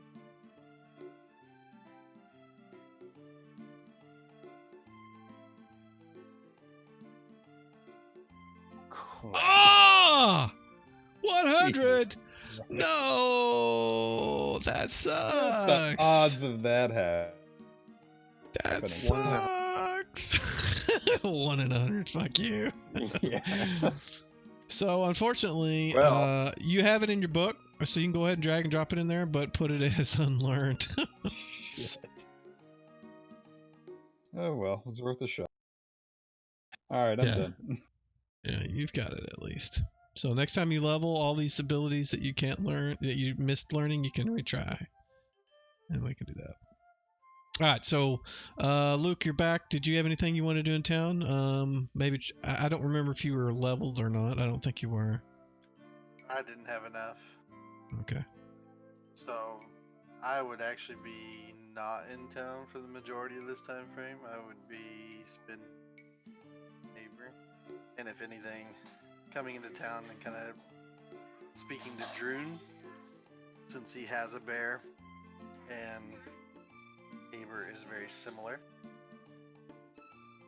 Yeah, the owl bear is about twice as big as his bear. He's about twice as big. So, also, I believe Grimlock was going to hand over his Ring of Fire Resistance. Because So I don't if you- need it because of my weapon now. That's the whole thing you missed. I'd asked if you were okay with it, and you didn't say anything because you were AFK, and I just assumed that you were okay with it. Since you didn't answer. But what I did was we got like a magic longsword last time, and it was like a +3 frostband longsword that none of us could use due to alignment issues. And so what they did was they took my magical weapons, which was like my throwing axe and my warhammer, and they basically took the metal from that and forged a new two-handed axe head, and then transferred the +3 frostband enchantment off of the longsword and put it on the axe. So now I actually have a magic axe that I can use. Gotcha. And then we gave them the longsword, what was left of the longsword, as payment for that. So that's what happened there. But the one of the benefits of the enchantment that's now on my axe is that it gives me the effects of a fire resistance ring. So I don't need the ring of fire resistance anymore. So we already gave the other one to James's rogue, and so we'll give this one to you. And so I'll put it in the party inventory. You're not wearing 2 rings already, are you? I am just wearing a ring of the unicorns. Well, Yeah, then you can have should be a able ring to on put each that one. hand. There you go. Wilson, can you help me set up? Like I don't have an attack for throwing the hand, because all it did was it put a hand axe attack there. That's -1, and I'm specialized with a throwing axe. So what you want to do is you want to add the proficiency of cleaving weapons, I think, to it, and that'll get rid of that minus. Your broad group proficiency. So I do that by pressing the gear on it. Mhm. Okay, proficiency is applied. Yep, and then click the little pencil, and then add, then find it, and you're good. So we're going to add that broad group there, but then I also want to add the specialization for throwing weapon.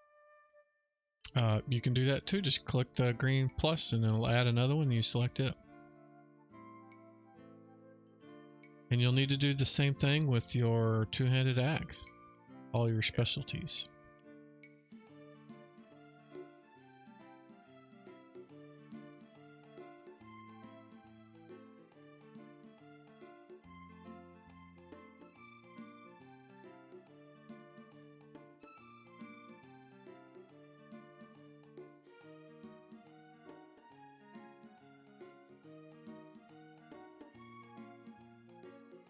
And I don't need to add the weapon styles to them, right?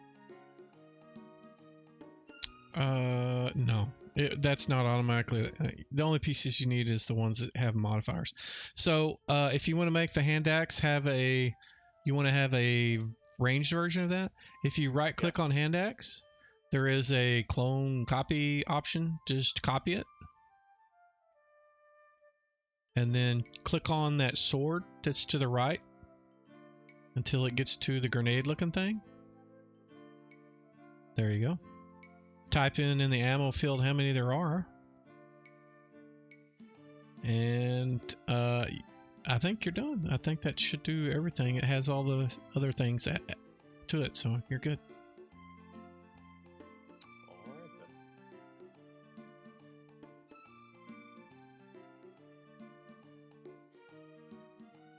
James, did you have anything else you needed to do while you guys were in town?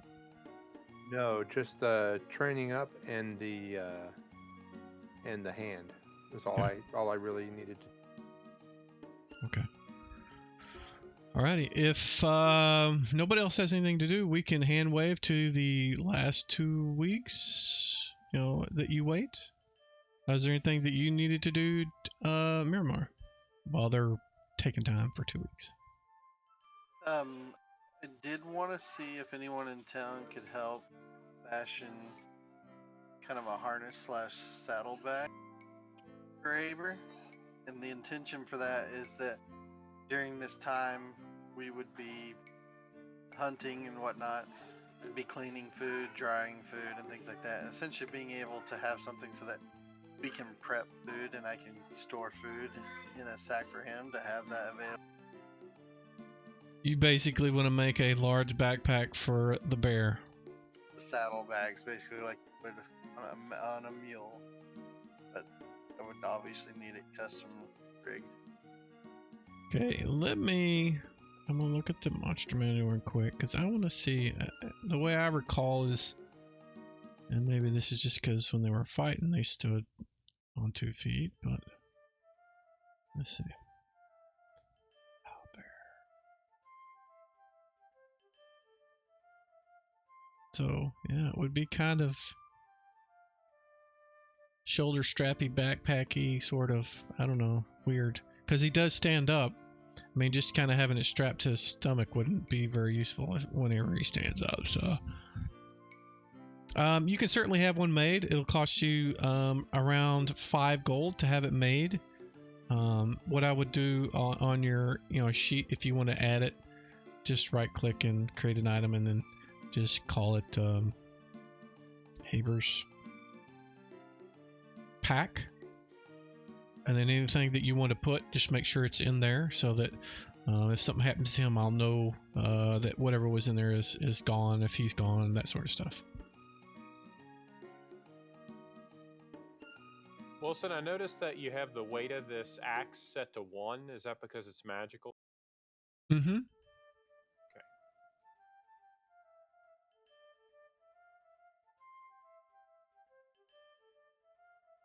I'll probably go ahead and pick up a blunt weapon as well to have on my belt, just to use in case we run into monsters that are invulnerable Immune to to slashing damage. Yeah, exactly. So as far as blunt weapons go, should I just pick up a mace or a morning star? Should I have a preference? Are you asking me or your party? Yeah, I'm asking you. You know all the stuff. It would be your choice. I wouldn't know which one you would prefer. In the items list, there's the weapons section, and it should have a quick button at the top that lists just weapons. Yep. And then you can just there. scroll down and find various types. Yep. So I'll pick one of those up in town as well. Is that going to be as long as it's just footman maces or flails or something like a along the morning line. star or a footman's mace, something like that. Yeah, just make sure to adjust the gold that you spend on it, but otherwise those are common items.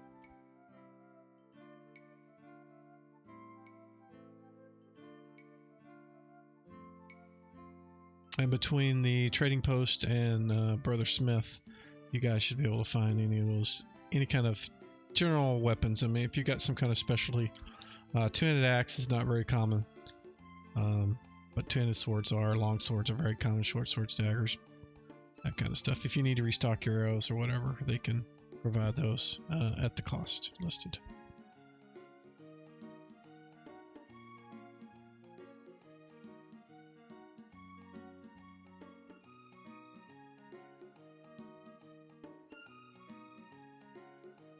So I guess with that, it has been 2 weeks, and you guys have rested up, studied and practiced and trained, and are ready to get back in action. Yeah, I just need a minute to get this blunt weapon going. I'm trying to pick which one I want.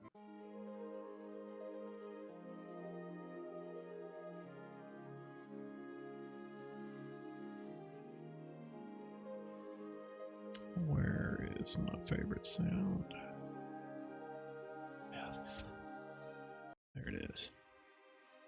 There we go. The rest of you don't need to wait on him. If you guys want to do something or prep or prepare, we can certainly get on with it. So you can do that while we're... Well, come to think of it, I probably should replenish food and stuff like that. Okay. So as long as you pay for it, just adjust your gold that you carry or whatever it is you need to subtract for the monetary exchange. You're good. Okay. And it will be the listed costs in the player's handbook or on the items list. If you bring up the items list thing at the top, there's a gear. If you need to buy food, it's going to be listed there under provisions, I think.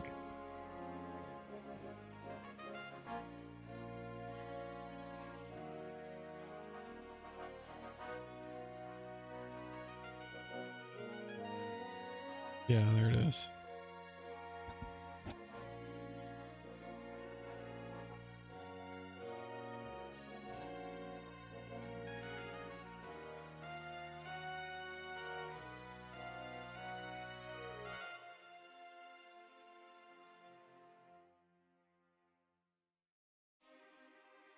A lot of stuff in this items list.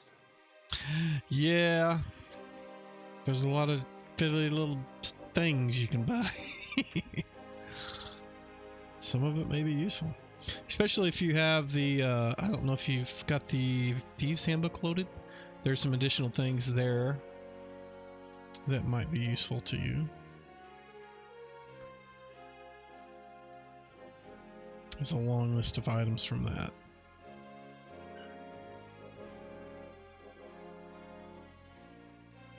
I think I do. Okay. Yeah, that may be why it's big.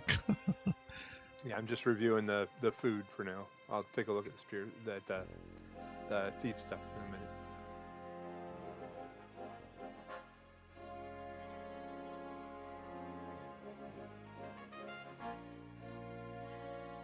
Do I need to do anything to account for like the hunting and prepping food and basically just spending this time working with so that I have supplies for him as well? What I would like, and you have, let me look at you have a hunting skill.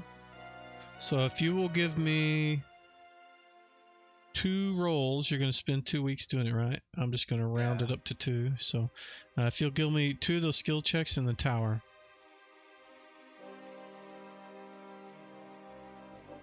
And then the next one. Alrighty. So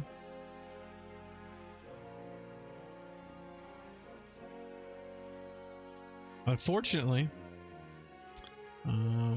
give me, let's see, give me one of your animal training, give me 2 animal trainings too, because your owlbear is more proficient at hunting than you in some cases, so give me 2 of those.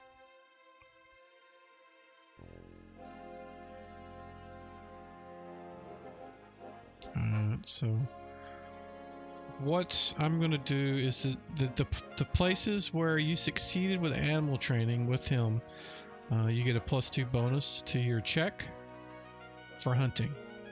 With that said, the first week you did not find any, you weren't able to track down anything. Between you and him, you guys were still working out your personality differences, and you guys were not arguing out loud, but I mean, your style with the bear style was not conducive to finding any animals to take and harvest. But the second week you were able to, because your bonus and you made your checks, and so you were able to find. Let me see what this does.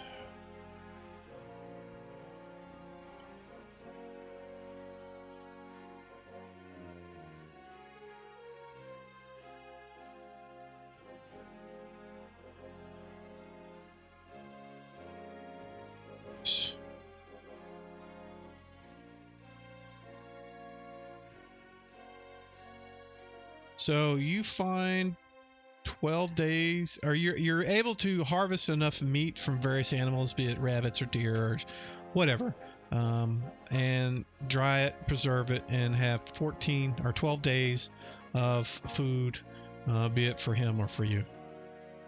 Okay. And it's basically you've made jerky, because the bear, the owl bear, does not eat anything but meat if it has a choice. Right.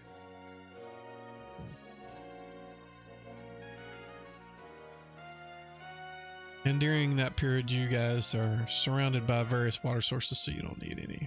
But so is everybody ready? I'd just like to go around and see how everybody's fixed for healing. I can see that it looks like Grimlock has a healing salve on him, as well as a potion of extra healing. And it looks like, and he has one Keegum's ointment left as well. Looks like I've got 2 charges. The check marks are charges, or those charges that I've used? Ticks or ones you've used. Okay, so it looks like I have 3 charges left of Keegum's ointments. I guess it comes with 5, is that right? That's what it says on it. And it had 5, yeah. Yep. So I've got 2. The one tick left of the potion of extra healing, and then I've got 2 ticks left on the healing salve, and 3 ticks on the key. And then Brother Bjarni has, it looks like, 2 potions of healing, and that's it. So what about the rest of you guys? I got 2 potions. I have 1 potion of healing. I used a potion of extra healing, so I'm down to 1 potion. Okay. I got nothing, but I typically am not the one getting hit. Usually dragging you guys out of the way and using your potions to feed to you. Yeah, it's usually good for you to have one, though, in case you need to feed it to somebody. That's true. So let's do this. I'm going to go ahead and take 1 of the potions of healing off the cleric, because he's the least likely to. And I'm going to throw that in the party sheet. So go ahead and grab that.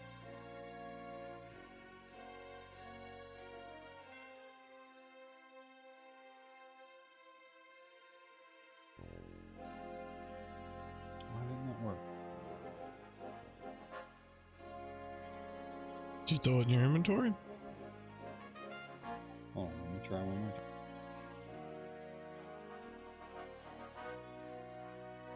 Here you go. You got it. There it goes. So one of the things that you said that caught my ear, Charles, was the extra healing had 1 use left. Now keep in mind that extra healings, you either use them, drink 3 different uses, and you get a D8 per, or you drink it all at once and get 3d8. So I don't know how you've used it. I don't recall anybody ever sipping an extra healing. So just so you're aware, that's what that means. It's so that you can do that if you do that, but more than likely if you've drank it and added 3d8, then it's used.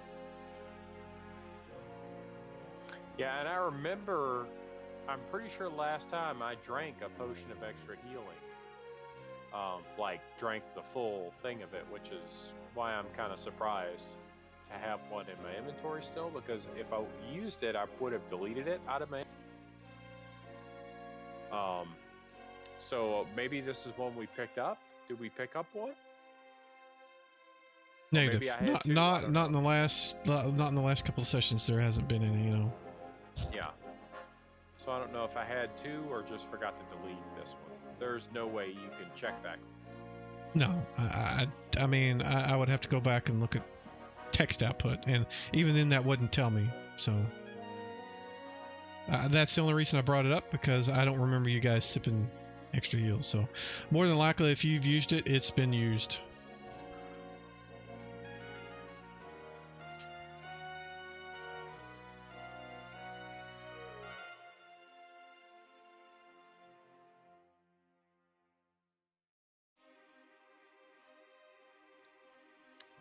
Well, I mean, did I use it last time? I thought I did, but maybe I didn't. I can't remember. I'm just saying that if it has a tick on it, it was probably actually used. No, it is what I'm doesn't saying. have a tick on it, is what I'm saying. It's only got the one circle next to it, and it's not. If that's it, then you're good. I thought you said you had yeah, you're fine. I thought you said you had 2 ticks used of it, so you must have been talking about ointment or the salve. Okay, then you're fine. You're fine. Don't worry about it. Okay. You're good. Hey Mike, how do I reset these ticks at the spell slots at the top of the? You memorize spells. I did, and it's showing one missing from second level. Let me look. Like one's blank and the other, everything else is. Let me look. And prep mode, you should have 5 and then 3. I see 1, 2, 3, 4, 5. 1, 2, 3. Yeah, look at that. That is weird. Let me try. Your character existed after I added this feature, so it may have made it a little wonky. So what I'm gonna do is you have web.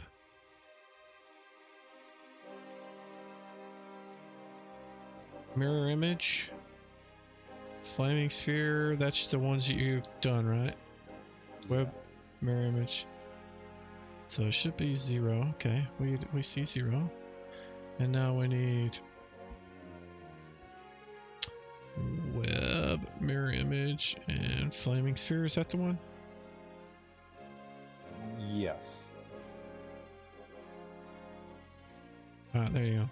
Yeah, it was probably because you had something there and it was being strange. It should have corrected that, but I do a lot of weird shit on stuff locally, so you guys may have been mucked up. But it's fixed now. Alright, cool. Thank you. I had to do the same thing to Robbie.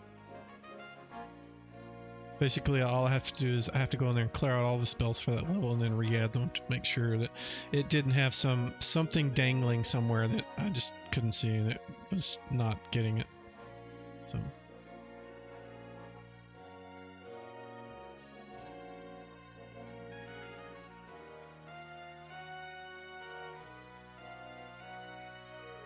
Alrighty, guys.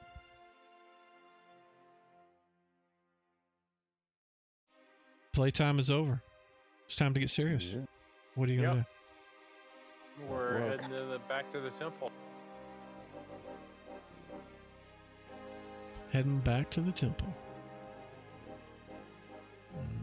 So you guys are gonna go back the normal route, take the road, and then cut across before you get to Nulb. Yeah.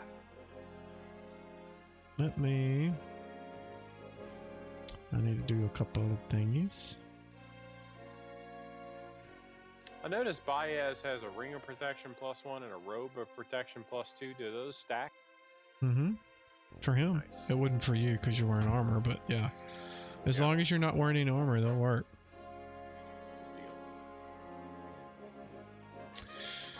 Alrighty. So, travel to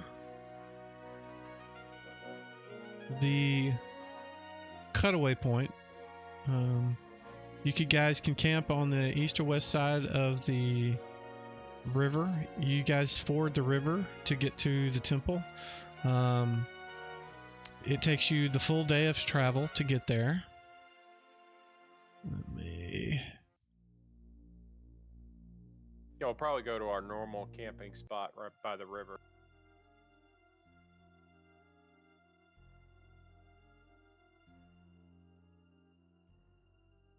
So you guys make it to the spot that you camped in previously, and it's the evening has.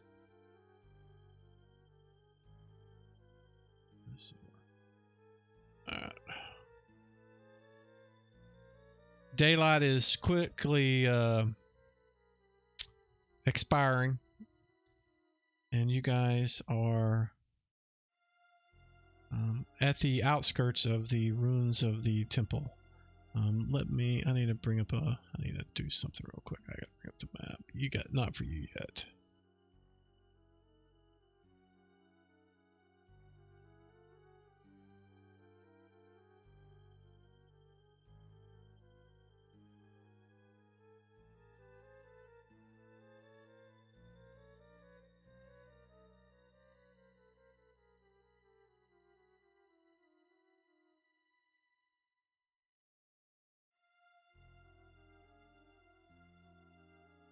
So while you guys are camping for the evening, I probably need a order list of who's got the watches. Right now, it looks like just Grimlock, Miramar, and Barney are the guys that are set up to watch. Jareth and Bias don't have a number by their name, so if you look in the party sheet, you can see the order of is not set for those two. And since Barney hasn't cast spells, he is certainly capable of doing a watch for the evening. Yep. So we're gonna rest for 8 hours. So we need what, 4 people on 2-hour shifts. So we've got. We'll just set Jareth as number 1. That's fine. And so Jareth will take first. I'll take second. Miramar will take third. Bjarni will take fourth for 2 hours. That Bias sleeping, snoring through the entire night. So what I would like to do is Jareth, Grimlock, Miramar.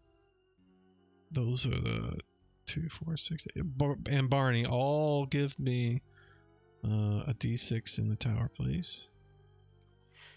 Okay, so I'm going to give you 2 of them. The first one will be for Grimlock. The second one will be for Bjarni.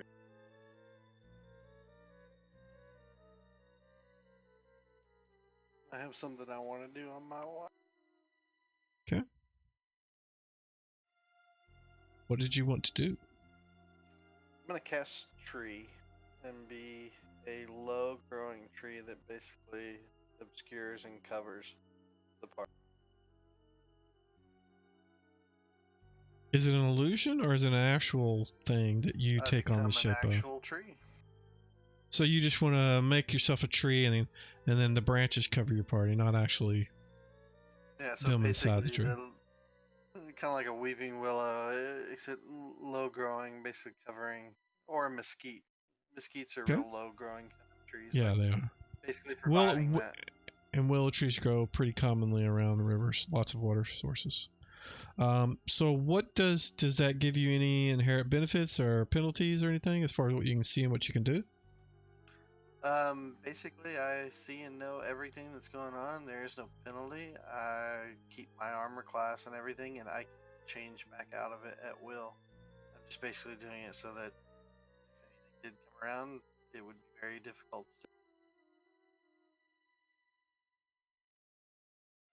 to. Okay. So, during the first 2 watches, everything goes without incident. In the middle of Miramar's, however, Miramar, you see, and you guys have run into these more than once. In fact, you've run into them several times now. It's the same wrath-like looking thing that you saw last time you guys camped here. And I've got an image, and I will show it. You guys probably already know what it looks like. You think what he's trying to tell us is that we should find a different campsite? No, I I'm don't just telling know. you what you see. That's what you see. I shared it with everybody, but the only person that actually sees it is the tree form of Miramar. And you've seen this the last time you were here. That was the thing that Garton woke you guys up for. And it does seem to be approaching you guys. It doesn't seem to be able to. It seems like it's not really looking. It's just kind of like smelling the air, and it seems to know that something over there is living. So is it heading in this direction? Absolutely, yeah, no doubt, no doubt. Okay, I'm gonna break form, let the party know, and as soon as I do, I want to cast And cast what? Entangle. Entangle. All right, let me. So he's already got it. So what I would like to do is I need to roll. I want to do a surprise for him first. And I need to put that where I can see it. So, something in the way that you come out of the tree alerts him. Maybe the crackling of the branches kind of folding away and going away. But he is aware of you guys there now, and when your branches and everything kind of recede, he kind of sees everybody, so he comes moving in that direction immediately. Nobody's surprised. Now, I would like to have all the people that were asleep to give me wisdom checks, please. And you can do those out in the open. What this is going to tell me is if you wake up or not. And this is with Miramar giving you guys an alarm.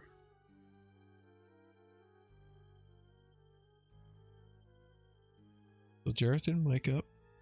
Grimlock did. Barney did. Anybody else? Baz. You said wisdom, right? Just double click your wisdom score and it should roll for you. There you go. So everybody wakes up but Jareth. So all those that woke up, go ahead and give me an initiative roll, please. And I'm going to put on some noise. Although you guys aren't listening, I'm sure. I am. Is It's it not creepy. crack? Oh, okay. No, it's not crackling. No. Awesome. I'm glad to hear that. Let's see. Oh yeah, that was loud. Yeah, that's what I'm saying. It's so much louder than the other one. Let me see if I can cut that in half. There we go. I reduced it. Maybe I'll do it a little more.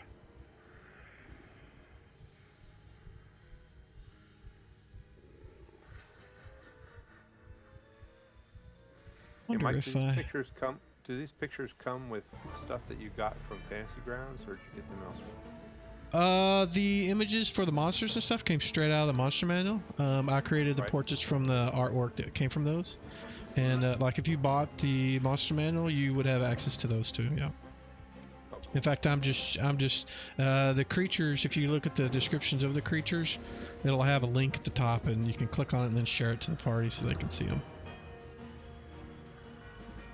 All right, it looks like everybody but Jareth, which is what I expected. And Haber is he didn't roll initiative, so I'm going to. What is Miramar's? I'll put him at 10. Go to Barney. He goes first then. What's he doing?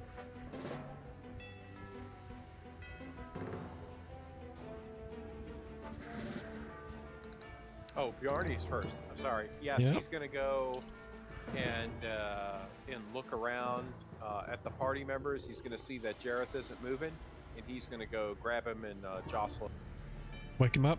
All right, so for that, what I will do is, Jareth, go ahead and roll initiative. Actually, no, we'll have you go at the end of the round, but Barney's basically giving up his initiative to wake you up. Okay. All right, let me, I know I've got to have, I thought I had a generic map for a campsite, and I can't believe I don't. If I don't, it's just really going to disturb me. Let me look real quick. One sec. Wizards, burrows. Okay, good. Outdoor. Missile. I don't like that one.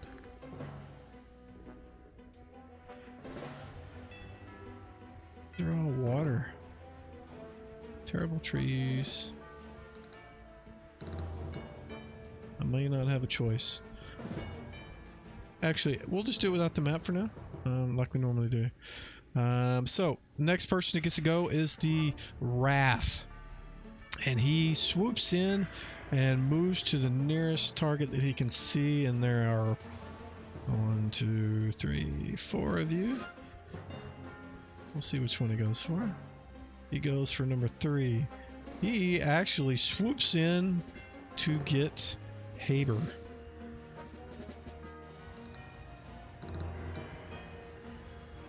He tries to attack him. And he hits. Haber takes 8 damage and seems to be just his feathers and his kind of take on a frosty appearance, and he begins to shiver, and his beaks are chittering, and he kind of collapses to the ground, and he seems to be unable to do anything. Grimlock. Yep. I'm assuming I'm in melee range of this guy, or can I move? Yes, you guys are all in a circle around the tree. So yeah. Okay, I'll go ahead and swing at him.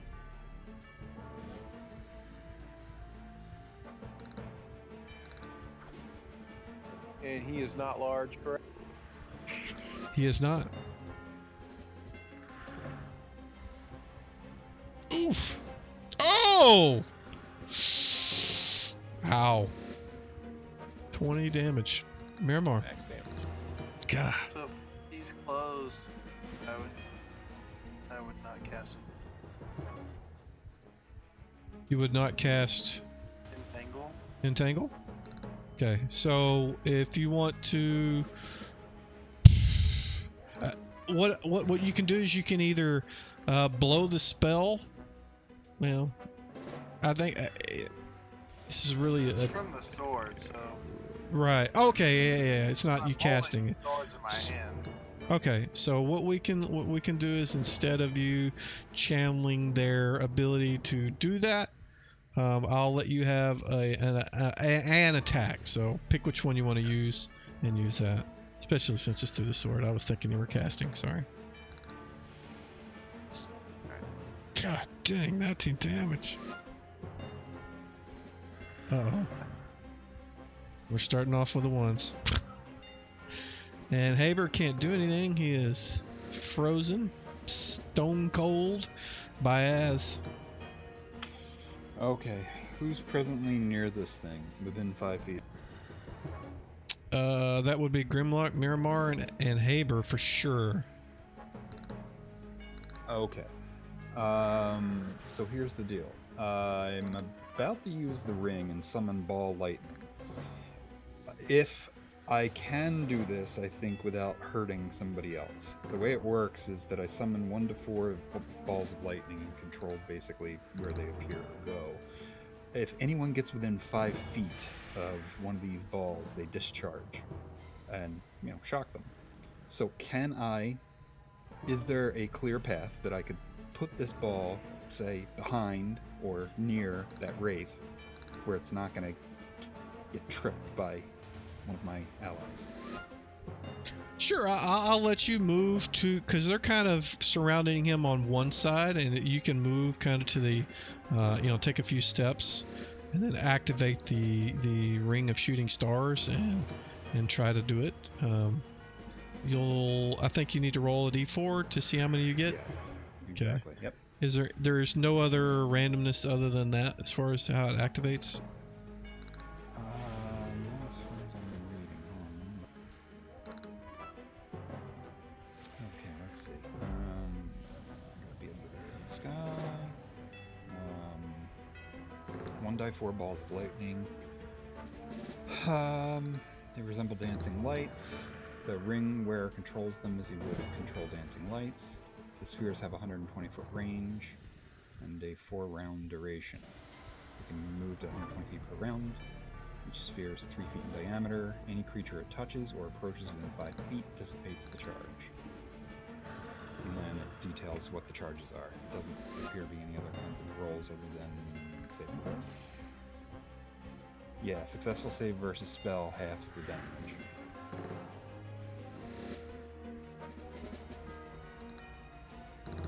Okay. Four-sided So, die. yep. Just give me a D4. So you get 2 balls. Okay, so 2 lightning balls.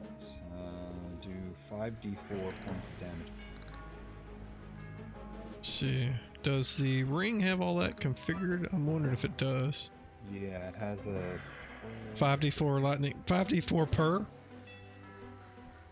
It has a 5d4 lightning damage blood drop thing that I. Yeah.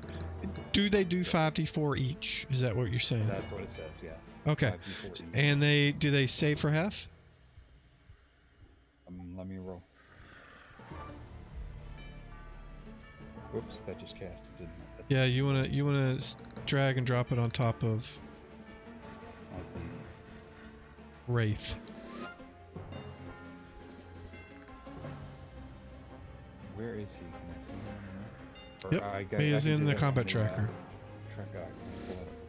Yeah, and if you control click the token on the RAS, it'll select him for you that way too.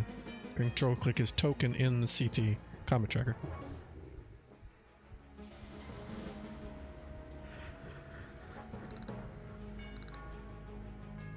Huh, doesn't seem to be doing it. Alright, I'll just drag it on.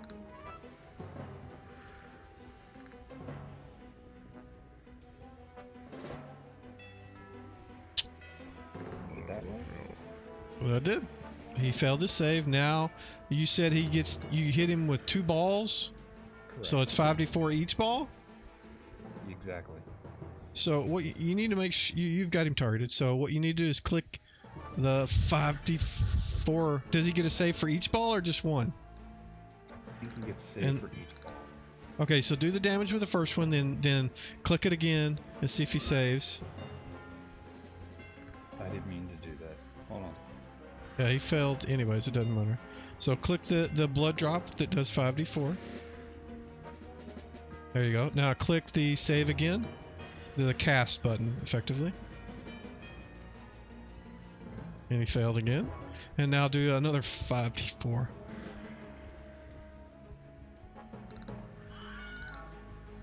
And with that, it seems to go up in a pillar of flame. Oh, The lightning balls just destroyed it. first time I got to use that, because I can only do it outdoors. Yeah, outdoors in the dark. Yeah. That worked. Good job, man.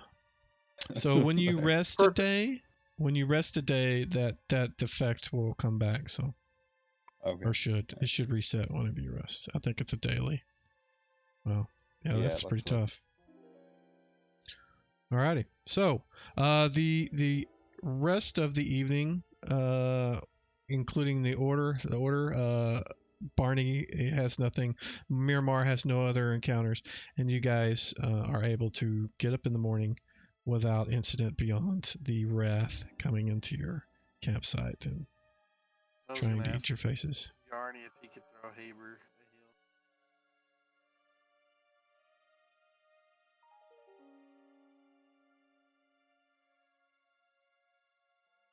heal. Yeah, that's up to.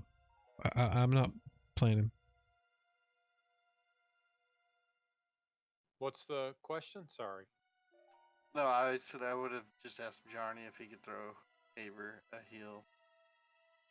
Oh, yeah. What's he at? He's down 8 hit points. Yeah. Is like how much of his health is that? It doesn't show me that. It 8 of just says 30. he's wounded 8. 8 of 38. We probably don't want to heal him now then, because it's going to be way over. The reason why I asked is because we were gonna finish our rest. So would he get it back, or is that go into that day already? He won't get a full day's of rest because he's doing watch. Oh, he's doing a watch. That's right. Yeah. Yeah. Okay, I forgot about that. Yeah, if he was half dead or something like that, I'd say sure. But I mean, he's like 25% down, and he has 30 hit points left. It's gonna, because you remember, Bjarne's heals are double. So No, I know. I basically be thought like we were gonna 2 get heals. a free one. Yep. Okay. That's why I thought I forgot he was doing a watch. Okay.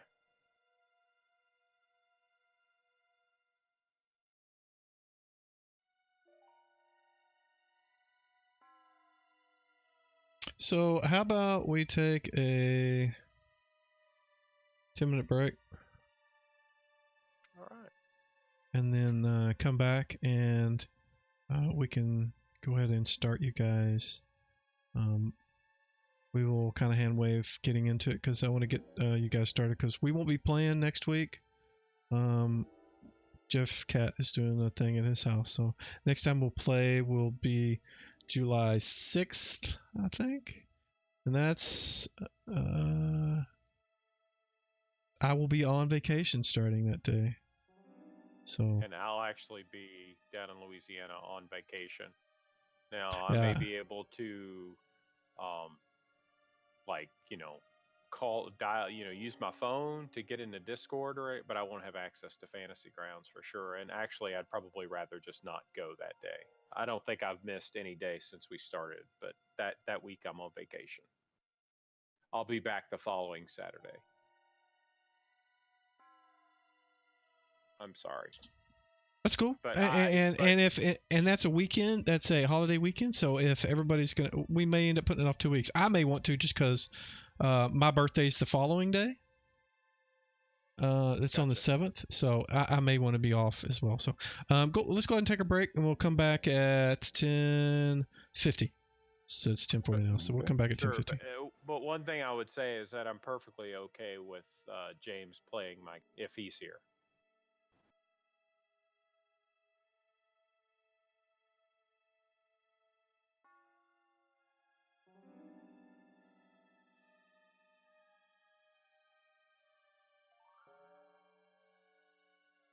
I don't see who the follow was, but I heard the sound, so whoever it was, thank you. It hasn't popped up, or it did. I missed it. I'm totally. Oh, there it is. Mashby. Thank you for following Mashby.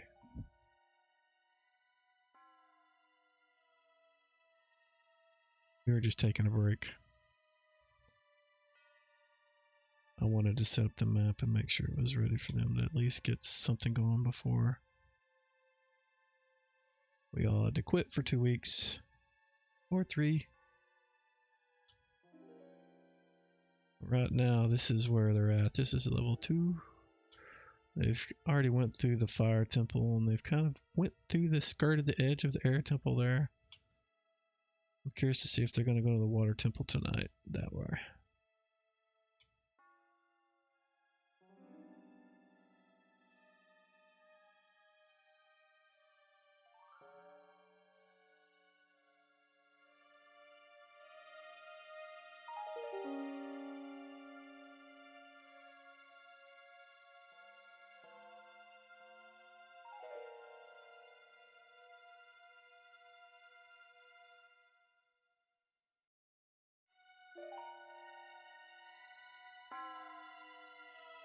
That has got to be, I think, the 3rd time that I've did the random encounter of a Drelb in that spot.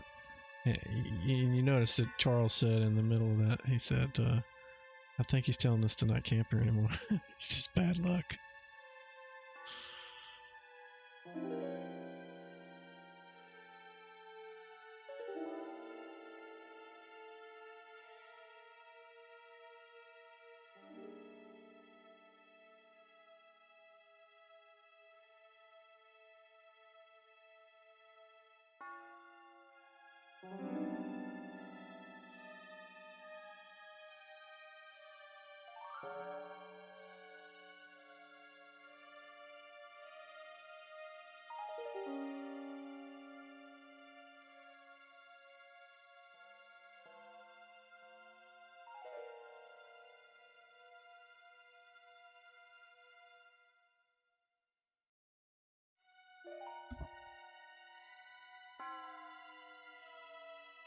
Yeah, we normally get to play every week.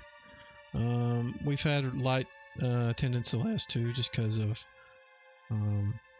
various real life things, but normally we have 5 or 6 people that play. But summer is bad, especially July. The beginning of July, it's my birthday, my wife's birthday, and our anniversary, and so then a friend of ours, his cousin passed, and so that's why he's gone.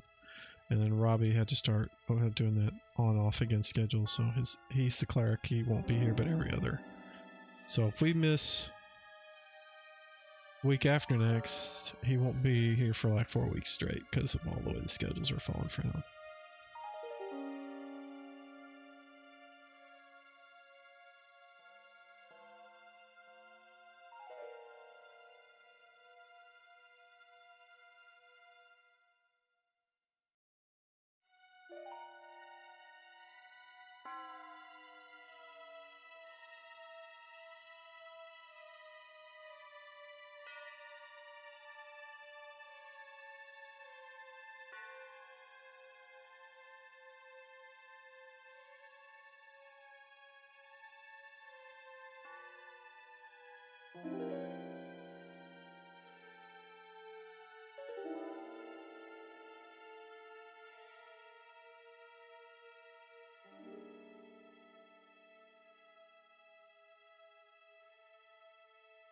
Yeah, I am fortunate. I can't do it during the week, but certainly Saturdays I'm free. Of course, I have my kids are just all.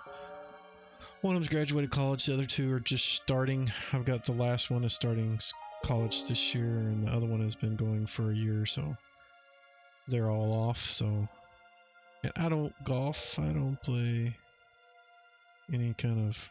I don't watch football or any of that jazz. So I don't watch a lot of TV. My goof off time is this is my hobby. So B4, that was one of my favorite. That was the very first adventure I ever got. I didn't get like but 3 rooms in or 4 rooms in, but that was the very first dungeon I ever ran ever playing D&D. I still remember the fire beetles.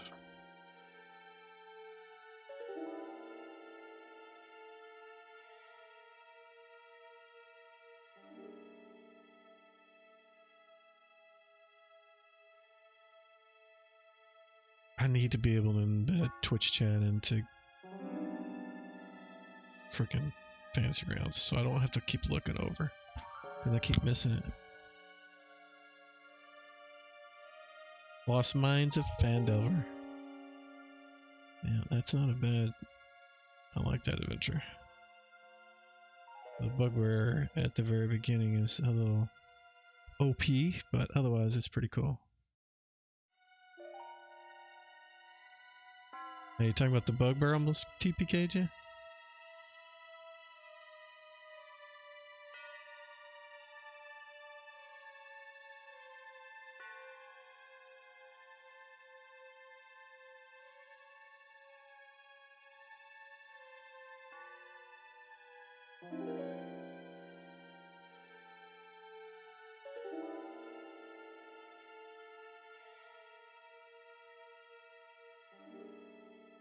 Bugbear is brutal.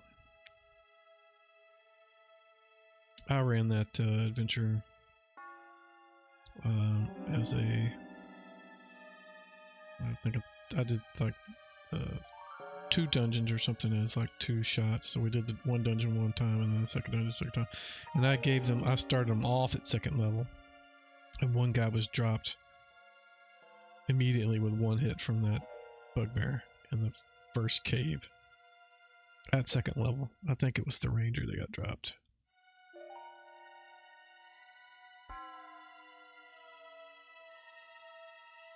Oh, gotcha. First tier of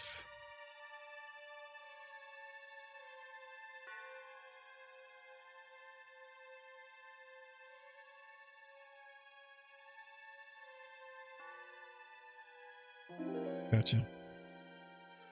Yeah, I'm not super familiar with 5e. I mean, I have a general understanding just because of D&D in general. And I have played several times, and I ran one. It's just so easy to run any kind of thing that you have a general idea how it works with fancy grounds, because a lot of the mechanics are taken out of your hands. You don't really have to know them.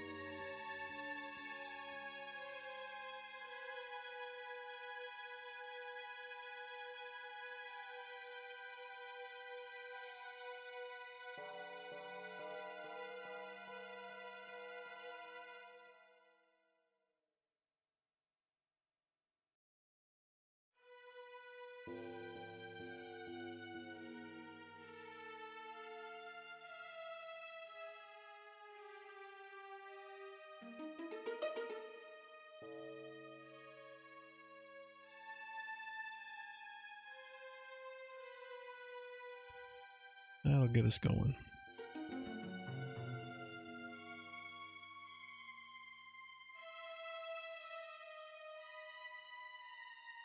Righty. So, you guys have made your way down back into the temple. Made it quickly through the first level, which practically drops you right into the second level, going down the stairways twice. So you make it back to where you fought all the zombies and the imps. The corpses of the zombies are still there. The gate is still open. In fact, it doesn't look like there has been anything changed since you left, other than the bodies of the zombies have decomposed in that time. Okay. I'll walk through the portcullis up here and kind of peer around, kind of go around this corner here and peer around to the right and peer to the left, kind of see if there's anything going on in this main corridor. Doesn't look like it. Nothing is moving around. You can see the effects that I've talked about before, but otherwise, no. Okay. Jareth, I think this is your show here. Okay. I would say let's go back where we were planning to go last time, which is that northeast corner back where we freed the prisoners. I think that's where we're trying to get. Except this time, I think we can probably go through the fire shrine area, provided it's clear. So that's probably what we need to go check first. You just want me to go ahead, listen, and scout, and let you know if things are. Yeah, basically try and stealthily move. I know you don't have the ring of invisibility that Brian's character had, but try and move stealthily, hide in the shadows, move silently, and Yep. go see if you hear anything on the other side of the, etc. Right. So, Mike, where are we now?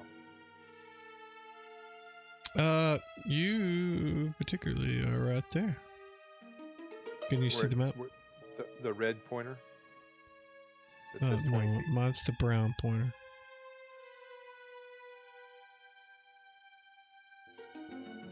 That big brown pointer.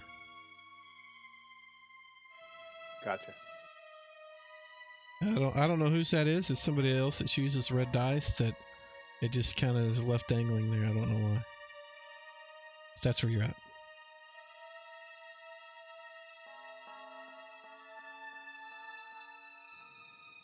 All right. Grimlock, are we going south or north here? Sorry. Basically, Northeast? what I was hoping that you could do is, go east in that corridor and go check out the fire shrine area. Make sure it's clear. 1 second.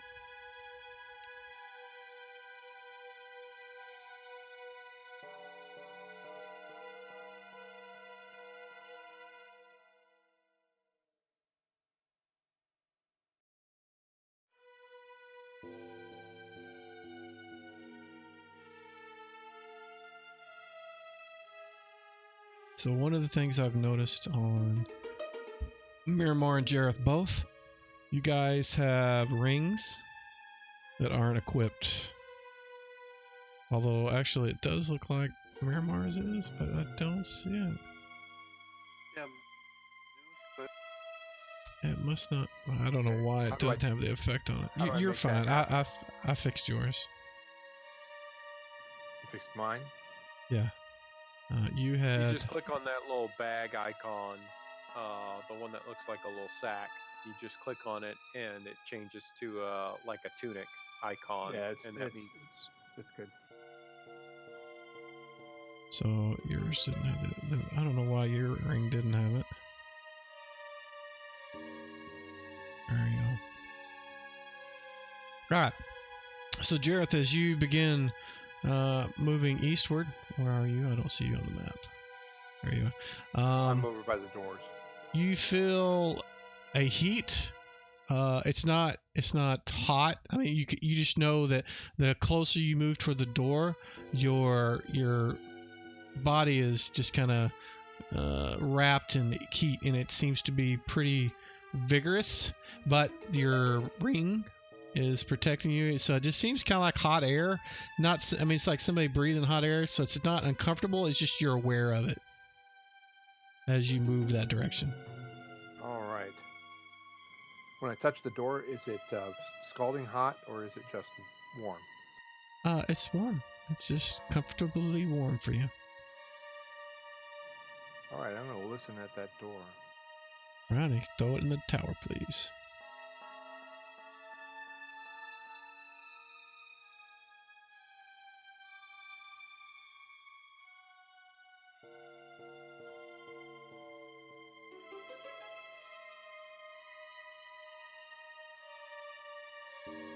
You do not hear anything. There is kind of the windy sort of heat roaring, the wind of a lot, like being in one of those ovens that has like the fans in them. I forget what they're called. That sort of thing. Convection oven. That's Yeah. what it feels like. Yep. Sounds like too. All right, I'm going to see if the door is latched, closed, locked. It has 2 giant rings on the front to pull it open. There is no door handle or anything. Okay, I'm going to try and pry it just so that it opens a little bit. I don't have to pull on the big ring to pull it all the way open. I just want to pry it open enough so I can see through a slit. Okay. You open it up just enough to see through a little crack, and you see amber light flickering inside. That giant brazier that was burning in the middle of the north middle of the room is still there. All the torches that are on the walls in the view space that you can see are still burning, but you don't see anybody. Were they magic torches before, or were they just tended? They were magic. I remember he said they glowed. Okay. And Kijum said pretty much everything in that room was glowing magic. Whoa. On my map, Kijum just disappeared. Yep, he was still there from last time. That's why I deleted him. I didn't notice. Was he taken prisoner? No, he's not needed on the map. Okay. It was just he. He's not in the party. All right. I'm going to open the door enough to slip through Okay. and try and stay as much in the areas that are not lit well as possible. So what you're saying is you're going to attempt to hide in shadows? Is that what I'm hearing? If there are any, I don't remember you describing any shadows in the room. There's some darker areas of the room, like the corners there where you're at, kind of over there by the curtains and stuff. If you want to give me you have elfin cloak or something, anything like that? Yeah. I have.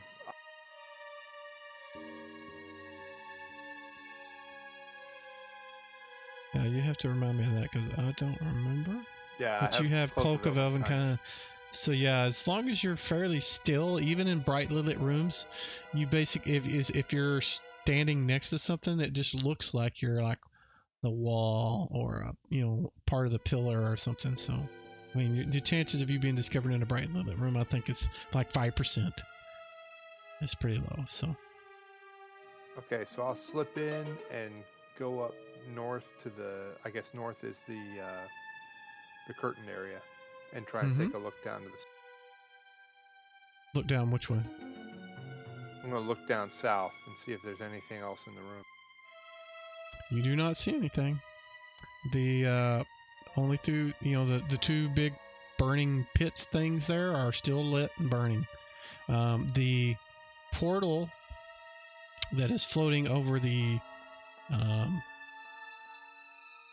altar seems to be smaller quite a bit, but otherwise everything else looks the same as you guys left it, down to the ash that's on the floor from when you guys were playing with the box and the blood from your fingers being chopped off. Okay. I'm gonna go back in with everybody else and tell them it looks like the room is empty. Okay. Well, what I'm going to do is before I head into that room, I'm just going to kind of start heading west down this main corridor here, just far enough to where I can detect if it's still getting humid as I move that direction, like it was last time. Okay. Does that make sense? Yep. So what you're saying is you're going to move about 10 feet in that direction to see if anything happens. Yes? Into the main corridor. So I'll be in here moving this direction just slowly, and I'm just trying to figure out, because what you told me is that as we got further west that we detected like it was more humid, the air was wet, and and I'm trying to see if it's still that way. Yes, definitely. Okay, good. All right, so now I'm going in the room, in the fire shrine area. Okay. What are the rest of you guys doing? That would be Baez and Miramar. I'm moving in. Okay, so you move. I'm going to give you to here. Move 10 foot in that direction. As you do, you are buffeted and waylaid by burning heat. And I need you to give me, and I can do it for you, or you can Miramar do it. has the ring of fire resistance. Oh, does he? Yeah, he does. Okay, Barney is the one that I'm going to do it to. He goes in and doesn't notice. Your owlbear, however, will also go through this, so I will do the stuff for Barney. Barney's not wearing any fire resistance stuff, is he? Nope, he's not. Not that I know of. Let's see. Looking through his inventory here, I don't see anything. He's got a potion of fire resistance, but he hasn't drank it. Alright, so he made it 10 feet without taking damage. Do you guys want him to keep going? No. Brother Bjarni will yell to the rest of the party and say, guys, it's really, really hot moving in that direction. I fear that we're going to hurt ourselves trying to catch up with you guys. I think you guys have magical effects that are protecting. And at that point, Grimlock will tell Jareth and Miramar that we'll just go around the long way. Yeah, we go back. All right, let's go back.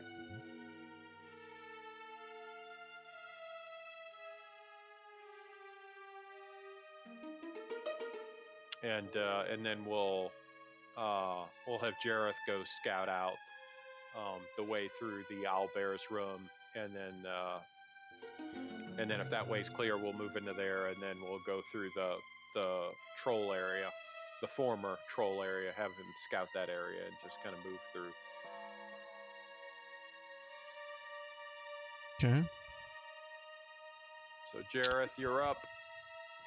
Okay, point me in the right direction here. I was absent that game. Sure. You're going. How about I do this? No, you can. How do I draw the arrows again?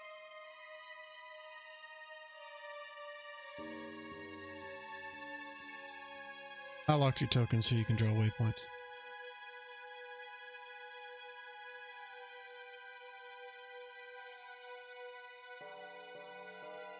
Yeah, the areas down there are the troll area.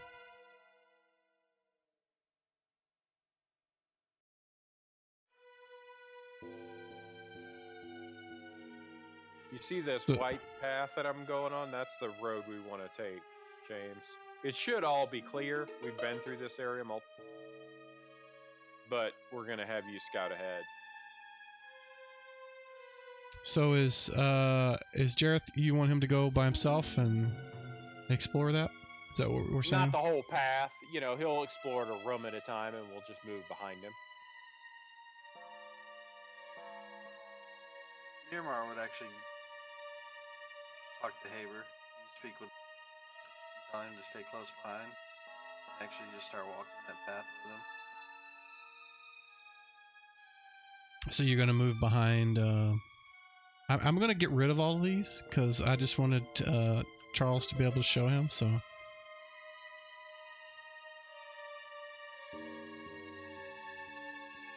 So what we want? I just closed the map. Can you tell me which one is what the graphic is called? I'll open it back up. You shouldn't have that many. It's level 2. I've got a ton. Really? It should only be like all the handbooks 10. and stuff. Do it. Change it to new. Oh, also, on the list down there at the bottom right where it says all, if you click that all, it'll show shared only, I think. Does that list only the maps that I've given you access? When I click new, that narrowed it down. Okay. Yeah, and it's just a level 2. Yeah, that's got it. Thanks for the tip. I cleared out all the other ones. I mean, if I want to share them, I'll share them again, but it just kind of reduces the load on your client memory-wise. So, alrighty. Are you moving stealthily, or are you just kind of checking it out and walking through, Jareth? I'm moving slowly and stealthily just in case. I've got a boots and cloak and elven kind, so I'm not invisible and inaudible, but I'm close. Yeah, you are. The only thing I think, Miramar, aren't you in the kind of the same situation? Don't you have? Bits of elven kind, so I'm gonna move it kind of a normal pace. I told Haber to follow a little bit behind me. I'm gonna follow. Okay. You don't have a cloak, but you do have the boots. Okay, so you I do both have of you the guys cloak are. as well. Okay, well then you're both silent. The only thing you hear is the clacking of the claws from Haber, walking along the floor, about 30 feet behind you. Okay, I want to get a little bit ahead and listen to see if I can hear anything up ahead. Okay, move to however far you want to get ahead of everybody, and then let me know, and then About give like me that. a hear noise check in the tower, please.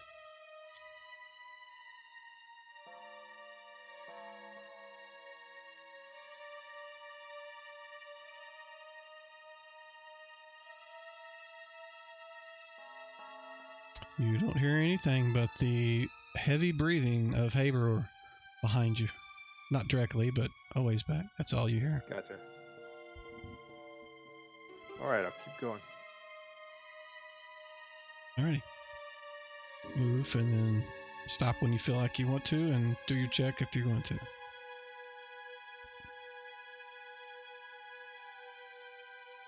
Room looks empty.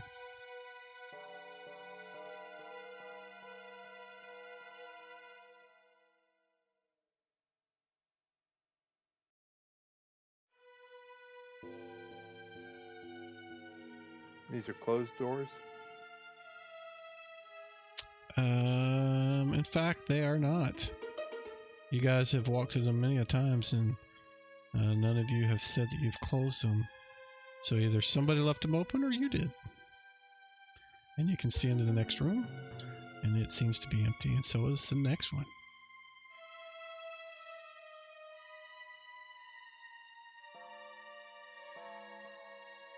However, when you get to there, you hear the sounds of rattling chain to your north. can't see anything, but to the north there's loud rattling chains and something big moving. Yeah, we don't want to go that way. That's where the Hydra is.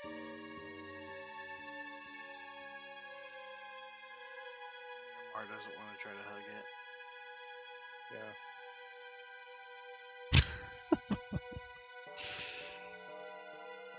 Yeah. As far as you can see, that looks empty. I mean, you can see 60 feet because you guys aren't using light sources, so.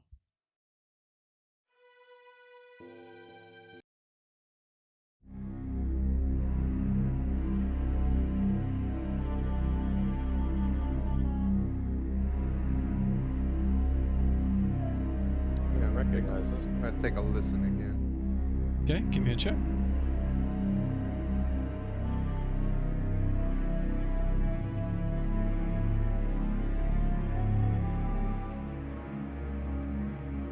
You hear nothing.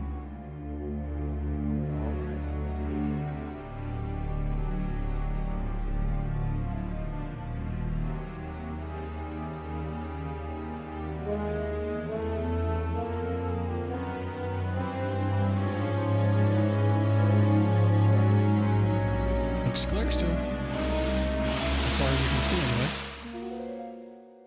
Right.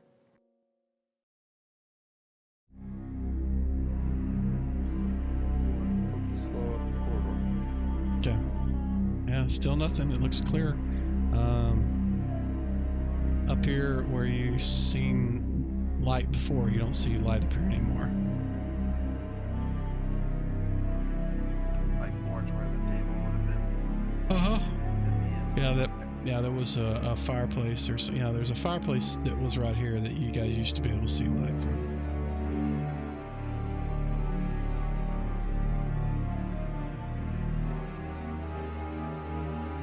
Alright, I'm gonna move up and be on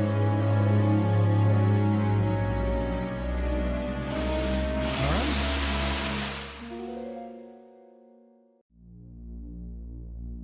Seems to be deathly quiet.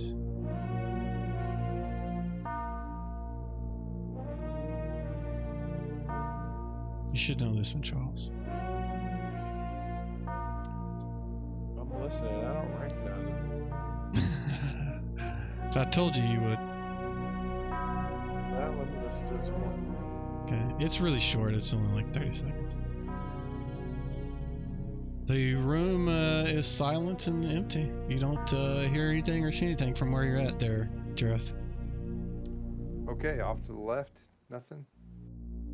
Well, that's a wall to your left. I mean, that whole Okay. thing is a wall. I don't know why it's. Kinda hard to- Maybe it is. I don't know. You used lighting there, and it didn't really help, I guess. But yeah, that whole square section there is walls. You can't see to the other side. Now there, you can see to the other side. Yeah, it may help if you zoom in a little, maybe. I don't know. Quality of the map is not this great at this size. If I could use a higher res, it probably would be better.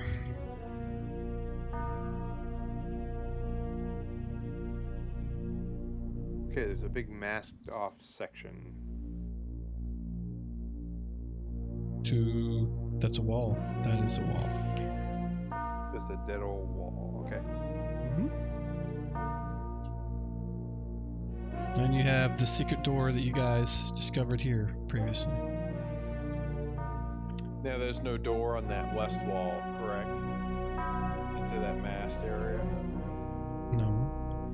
It's just a wall with the water thing right there. Got it. And that should be masked off too, because I don't think you've been there. Oh, Through the that secret didn't- door? No, I'm not talking about there. Man, I can never get this button up. That you can't see. Well, you know the door is there because you've seen that from the other side. There you go. Yeah. And that's where we want to go, James. We want to go check out that area where he just masked off. I think that's, and then we'll go around the corner and check out that other masked off area.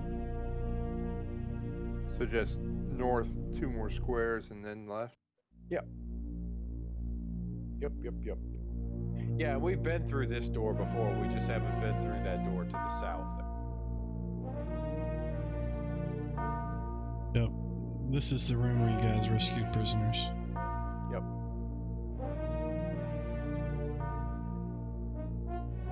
Okay, is this door closed or open? It's open.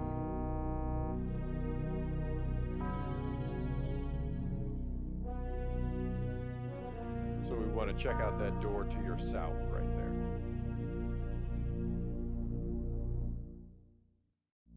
That's the one. Put my ear to it and listen. Alright, give me a check.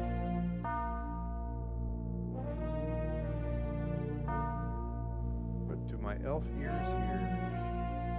Nothing. Okay, I'll do a look around and see if the door is trapped. Okay, give me a find traps, please. And tower.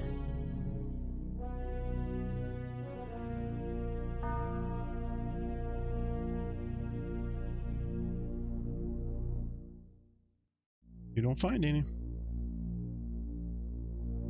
All right, is the door locked? It doesn't look like it. Pull it a little bit. Okay, It I'll open the opens door. up. And it opens up into a 10-foot wide passage that heads west to a small dusty alcove with stairs that descend downward into the darkness. Uh-oh.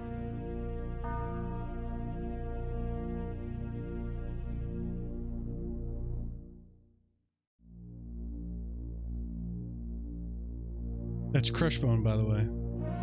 Oh, is that what it was? I didn't spend a ton of time there, so I'm not surprised. Gotcha. So what do you guys want to do? Want to go down? I think not. I think we need to go around the corner and check out this other mast off area. So James, basically west and then south. Okay, back out of this corridor. Yep. And then west and then south.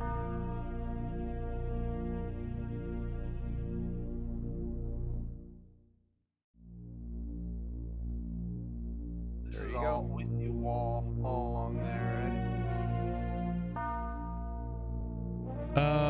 Where are you asking? Is there a wall?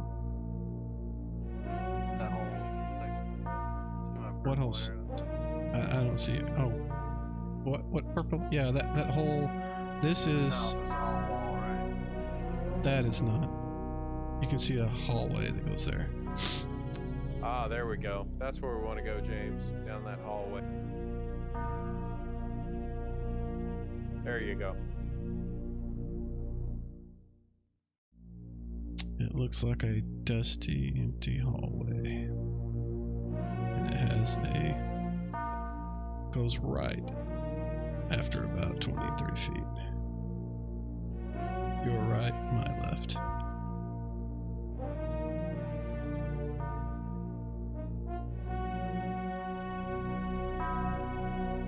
Peek around the corner. Yep. And you see, passage continues on about another 30 feet and stops at a door into what you presume is a room.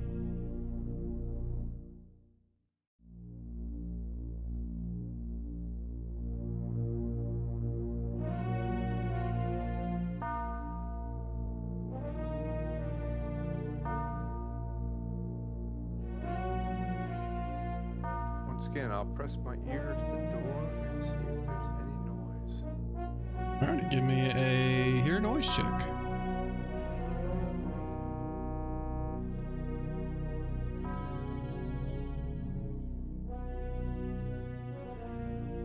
It is actually quite silent on the other side of the door.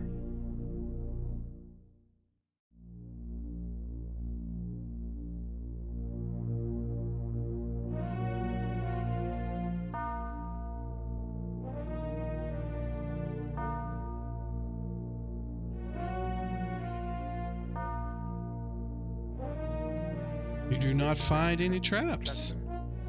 All right, I will open the door a little and take a look through. Open the door a little and look through. Alrighty, give me a second. Yeah, James, I don't mind opening the doors, man. The If you're not room wanting is. to be the front man. Let me go ahead and open the room up. Show you.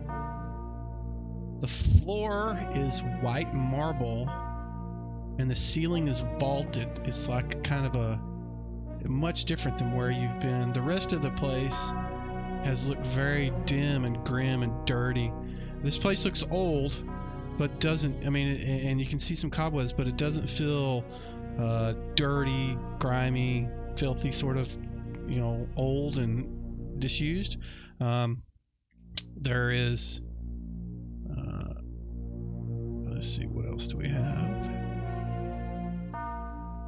You can't see this yet, but that's what the rest of the rooms. I should make that floor in there white, but yeah, that's what you see from there. All right, I'll go back and tell the party what the room looks like. All right, I'll go ahead and take a look around.